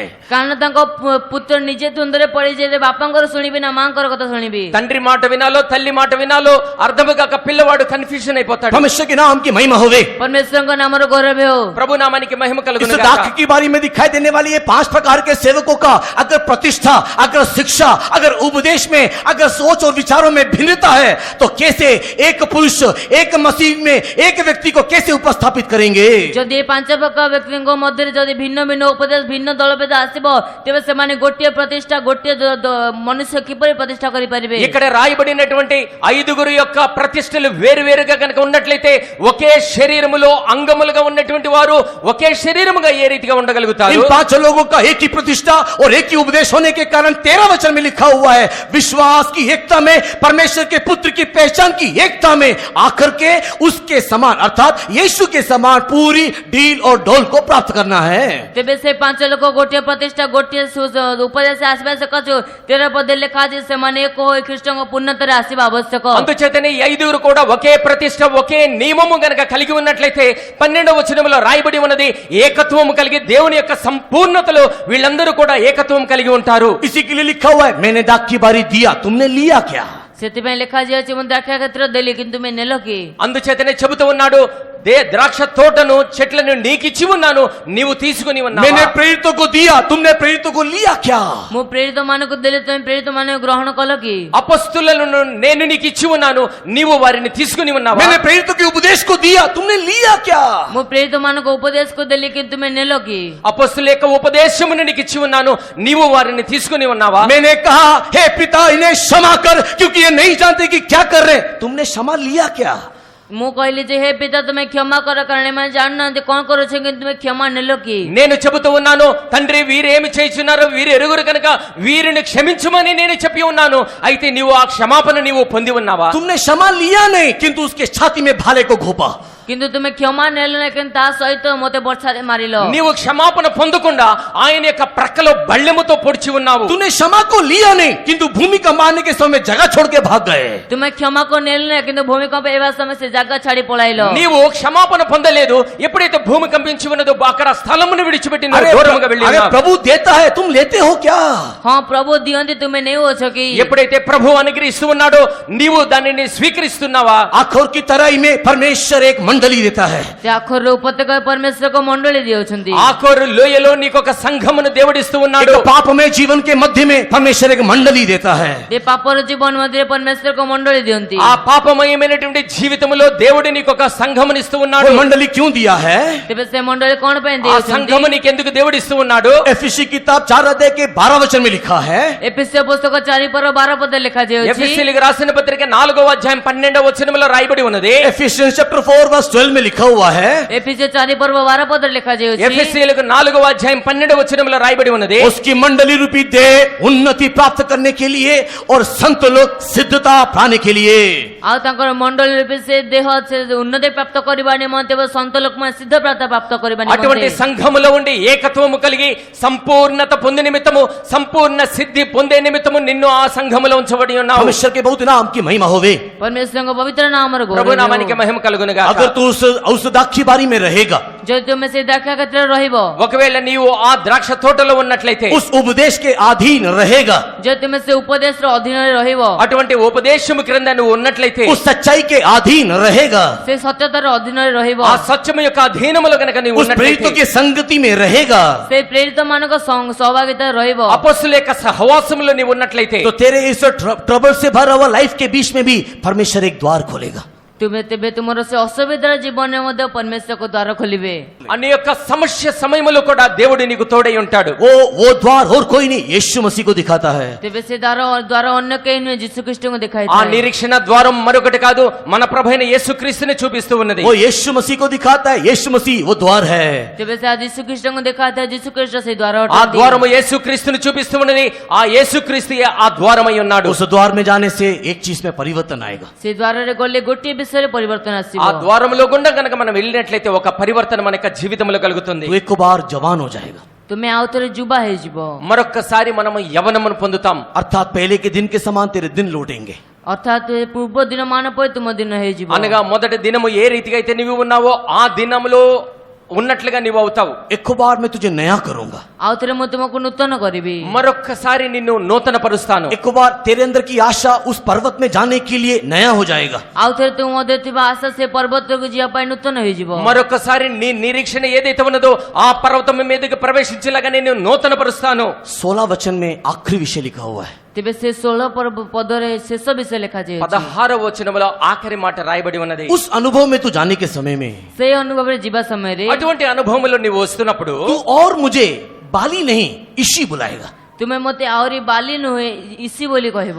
ఆ సమయంలో నీవు బయలు అని చెప్పవు, కానీ పురుషుడు అని నీవు చెబుతావు। तू मुझे बाली नहीं इशी बुलाएगा करके लिखा हुआ है। ତୁମେ ମୋତେ ବାଲି ନୁହେଁ କିନ୍ତୁ ଇସି ଡାକିବ ବୋଲି କୁହାଯାଇଛି। బయలు అని చెప్పకుండా నీవు పురుషుడు లేదంటే భర్తగా చెబుతావు। बाली का मतलब क्या है? ସେ ବାଲିର ଅର୍ଥ କଣ ଅଟେ? బయలు అని చెప్పబడినప్పుడు मैं तेरा मास्टर हूँ, ଆଉ ମୁଁ ତୁମର କର୍ତ୍ତା ଅଟେ, నీవు నా యజమానుడవు, हाँ मैं तेरा स्वामी हूँ। ମୁଁ ତୁମର ସ୍ୱାମୀ ଅଟେ। నీవు నా స్వామివి। और स्वामी और दास का रिलेशन पता है क्या है? ତେବେ ସେ ସ୍ୱାମୀ ଏବଂ ଦାସର ସମ୍ପର୍କ ଜଣାଛି କଣ ଅଟେ? యజమానుడు దాసుడికి ఉన్నటువంటి స్వభావం ఏమిటంటే, हाँ, स्वामी ने तो एक मास्टर और उस एक सर्वेंट का रिलेशन क्या है? ତେବେ ଜଣେ ସେଇ କର୍ତ୍ତା ଏବଂ ଜଣେ ଦାସର ସମ୍ପର୍କ କଣ ଅଟେ? ఒక యజమానికి దాసుడికి మధ్యలో ఉన్నటువంటి స్వభావముల తేడా ఏమిటంటే, अगर ये व्यक्ति स्वामी है ଯଦି ଏଇ ବ୍ୟକ୍ତି ସ୍ୱାମୀ ଅଟନ୍ତି ఒకవేళ ఈ వ్యక్తి యజమానుడైనట్లయితే, और अगर मैं उसका दास हूँ, ଆଉ ଯଦି ମୁଁ ତାଙ୍କ ଦାସ ଅଟେ, ఒకవేళ ఆయన దాసుడిగా ఉన్నట్లయితే, अगर मेरे जीवन में आखोर आता है, ଯଦି ମୋ ଜୀବନରେ ଆଖର ଆସିଥାଏ, ఒకవేళ ఆ జీవితంలో ఆకోరు గనక వచ్చినట్లయితే, अगर मेरे जीवन में मैं कोई गलती करता हूँ, ଯଦି ମୋ ଜୀବନରେ ମୁଁ କୌଣସି ଭୁଲ కరే, ఒకవేళ ఆయన జీవితంలో గనక తప్పు గనక చేసినట్లయితే, तो ये मास्टर ये स्वामी अपने दास के प्रति गुस्सा ताड़ना दंड का आज्ञा देगा। ତେବେ ସେ କର୍ତ୍ତା ନିଜ ଦାସ ପ୍ରତି ସେ ନିନ୍ଦା ସେ ତାଡ଼ନା ଏବଂ କଷ୍ଟ ଦେବ। అప్పుడు ఆ యజమానుడు ఆ దాసుని విషయమే శిక్షిస్తాడు, దండిస్తాడు, కోపగించుకుంటాడు। लेकिन उसी समय में କିନ୍ତୁ ସେଇ ସମୟରେ అయితే అదే సమయంలో अगर ये एक इशी है अर्थात पति है, हस्बैंड है, ଯଦି ସେ ଇସି ବା ଏକ ସ୍ୱାମୀ ଅଟନ୍ତି, అదే సమయంలో అతను గనక ఒక భర్త అయినట్లయితే, अगर मैं उसका पत्नी हूँ, ଯଦି ମୁଁ ତାଙ୍କ పତ୍ନୀ ଅଟେ, ఎవరైతే భార్య అయి ఉంటారో, मैं गलती करने से भी वो सहेगा। ମୁଁ ଏକ ଭୁଲ କଲେ ମଧ୍ୟ ସେ ସହିବେ। భార్య తప్పు చేసినప్పటికీ కూడా ఆ భర్త సహిస్తాడు, उसको मौका देगा, ଆଉ ତାଙ୍କୁ ସୁଯୋଗ ଦେବେ, ఆమెకు ఒక అవకాశాన్ని ఇస్తాడు, उसको और भी प्यार करके उसको और भी सुधारेगा। ତାଙ୍କୁ ଆହୁରି ପ୍ରେମ କରି ତାଙ୍କୁ ଆହୁରି ସୁଧାରକୁ ଆଣିବେ। ఇంకా అవకాశం ఇచ్చి ఆమెని సరిదిద్దుతూ ఉంటాడు. परमेश्वर के नाम की महिमा होवे। ପରମେଶ୍ୱରଙ୍କ ନାମର ଗୌରବ ప్రభు ହେଉ। నామానికి మహిమ यह కలుగును अनुभव గాక. तभी होगा जब तू दाख की बारी में होगा। ସେ ଅନୁଭବ ସେତେବେଳେ ହେବ ଯେତେବେଳେ ତୁମେ ଦ୍ରାକ୍ଷା କ୍ଷେତ୍ରରେ ହେବ। ఎప్పుడైతే నీవు ద్రాక్ష తోటలో ఉంటావో అప్పుడే ఈ అనుభవములనికి దేవుడు నడిపిస్తాడు. इसी के लिए नए नियम में आने के टाइम में ସେଥି ନିମନ୍ତେ ନୂତନ ନିୟମରେ ଆସିବା ସମୟରେ అందుచేతనే నూతన నిబంధన కాలములోనికి వచ్చేసరికి एफिसी की किताब उसके 5 अध्याय को पढ़ने के समय में ଏଫେସ୍ୟ పుస్తକ 5 ପର୍ବ ପଢିବା ସମୟରେ ఎఫెసీయులకు రాసిన పత్రిక 5వ అధ్యాయము 22 वचन से 32 वचन तक पढ़ने के समय में 22 ରୁ ନେଇ 32 ପଦ ପର୍ଯ୍ୟନ୍ତ ପଢିବା ସମୟରେ 22 నుండి 32 వచనాలు చదివినప్పుడు कलीसिया यीशु मसीह का पत्नी है करके और यीशु मसीह कलीसिया का पति है करके लिखा हुआ है।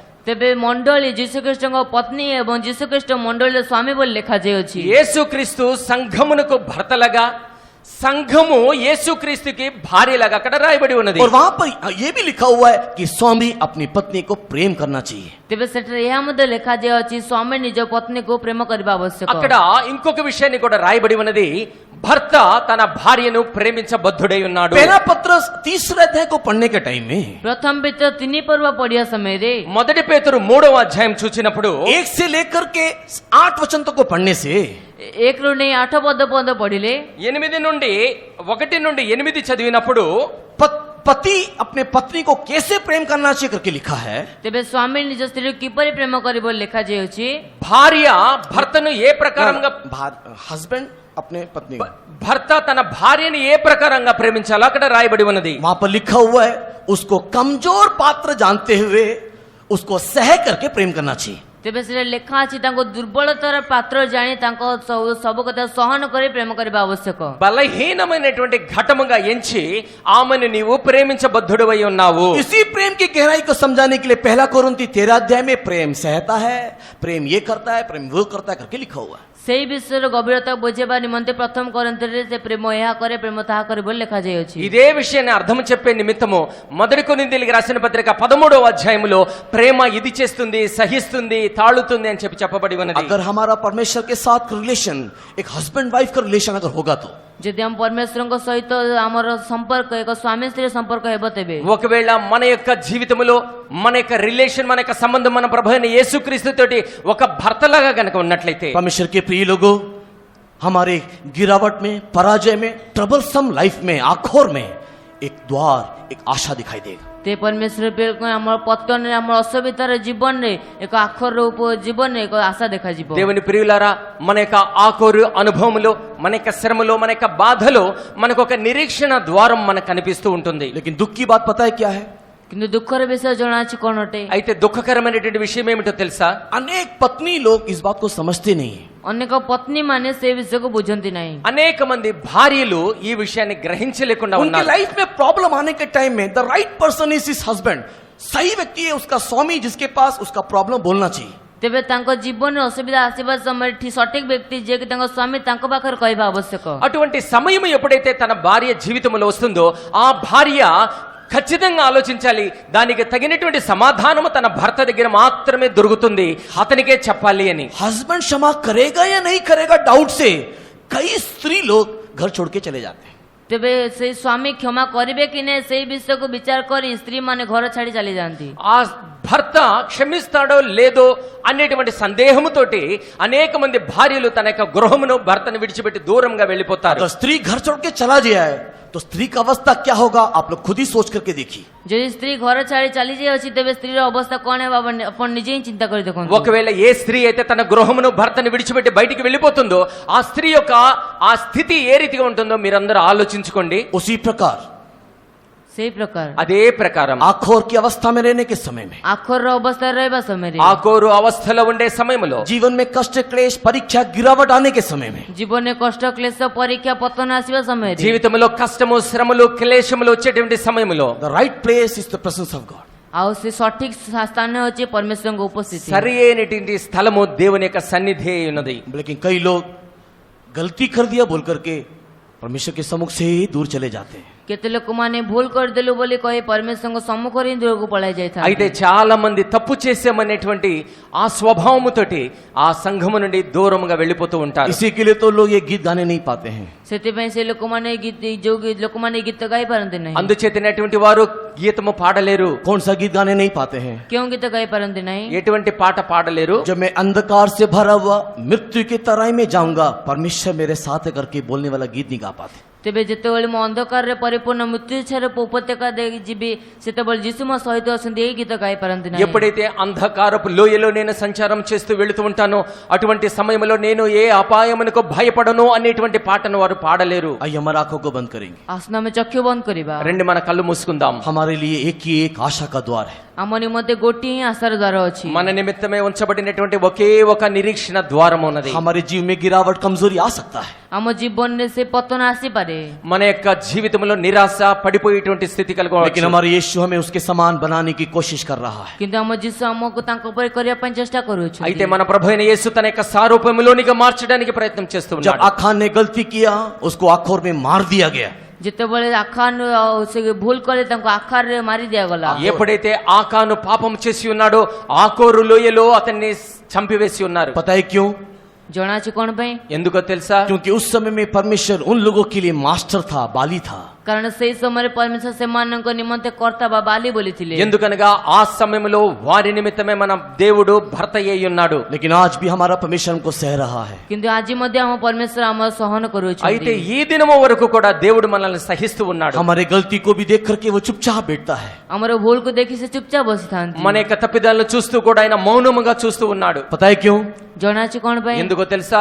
क्योंकि अभी वो हमारी बाली नहीं, हमारी ईशी है। କିନ୍ତୁ ଏବେ ସେ କାରଣ ସେ ଆମ నిమନ୍ତେ ଏବେ ବାଲି ନୁହେଁ କିନ୍ତୁ ଇସି ଅଟନ୍ତି। ఆయన మన యజమానుడు కాదు, ఆయన మన ప్రభు అయిన యేసయ్య ఉన్నాడు। दाग की बारी को छोड़ करके जाना नहीं, ସେ ଦାକ୍ଷା କ୍ଷେତ୍ରକୁ ଛାଡି ଯାଆନ୍ତୁ ନାହିଁ, ద్రాక్ష తోటను విడిచి వెళ్ళవద్దు। किंतु ईशी के साथ रहते हुए अपने जीवन को बदल देना। କିନ୍ତୁ ଇସିଙ୍କ ସହିତ ରହି ନିଜ ଜୀବନକୁ ବଦଳାଇ ଦିଅନ୍ତୁ। యేసుతో గనక మనం ఉన్నట్లయితే మన యొక్క జీవితాన్ని ఆయన మారుస్తాడు। वो प्रेम से हमें बुला रहा है, ସେ ପ୍ରେମରେ ଆମକୁ ଡାକୁଅଛନ୍ତି, ప్రేమతో పిలుస్తూ ఉన్నాడు। एक नया आशा देने के लिए बुला रहा है, ଏକ ନୂତନ ଆଶା ଦେବା ନିମନ୍ତେ ଡାକୁଅଛନ୍ତି, నూతన నిరీక్షణ ఇవ్వడానికి పిలుస్తూ ఉన్నాడు। उसके राज्य के लिए बुला रहा है। ତାଙ୍କ ରାଜ୍ୟ ନିମନ୍ତେ ଡାକୁଅଛନ୍ତି। ఆయన రాజ్యము నిమిత్తం పిలుస్తూ हाँ ఉన్నాడు। प्रभु, मैं तेरे साथ रहूंगा। ହଁ ପ୍ରଭୁ ମୁଁ ତୁମ ସହିତ ରହିବି। ప్రభువా నేను నీతో పాటుగా ఉంటాను। मैं कोई भी अवस्था में तुझे छोड़ूंगा नहीं। ହଁ ମୁଁ କୌଣସି ଅବସ୍ଥାରେ ତୁମକୁ ଛାଡ଼ିବି ନାହିଁ। ఎటువంటి అవస్థలో కూడా నిన్ను విడిచిపెట్టను। कुछ भी होने से भी तुझे छोड़ूंगा नहीं, କିଛି ହେଲେ ମଧ୍ୟ ତୁମକୁ ଛାଡ଼ିବି ନାହିଁ। ఏది ఏమైనప్పటికీ కూడా నేను నిన్ను విడిచిపెట్టను। क्योंकि तू मेरा स्वामी है।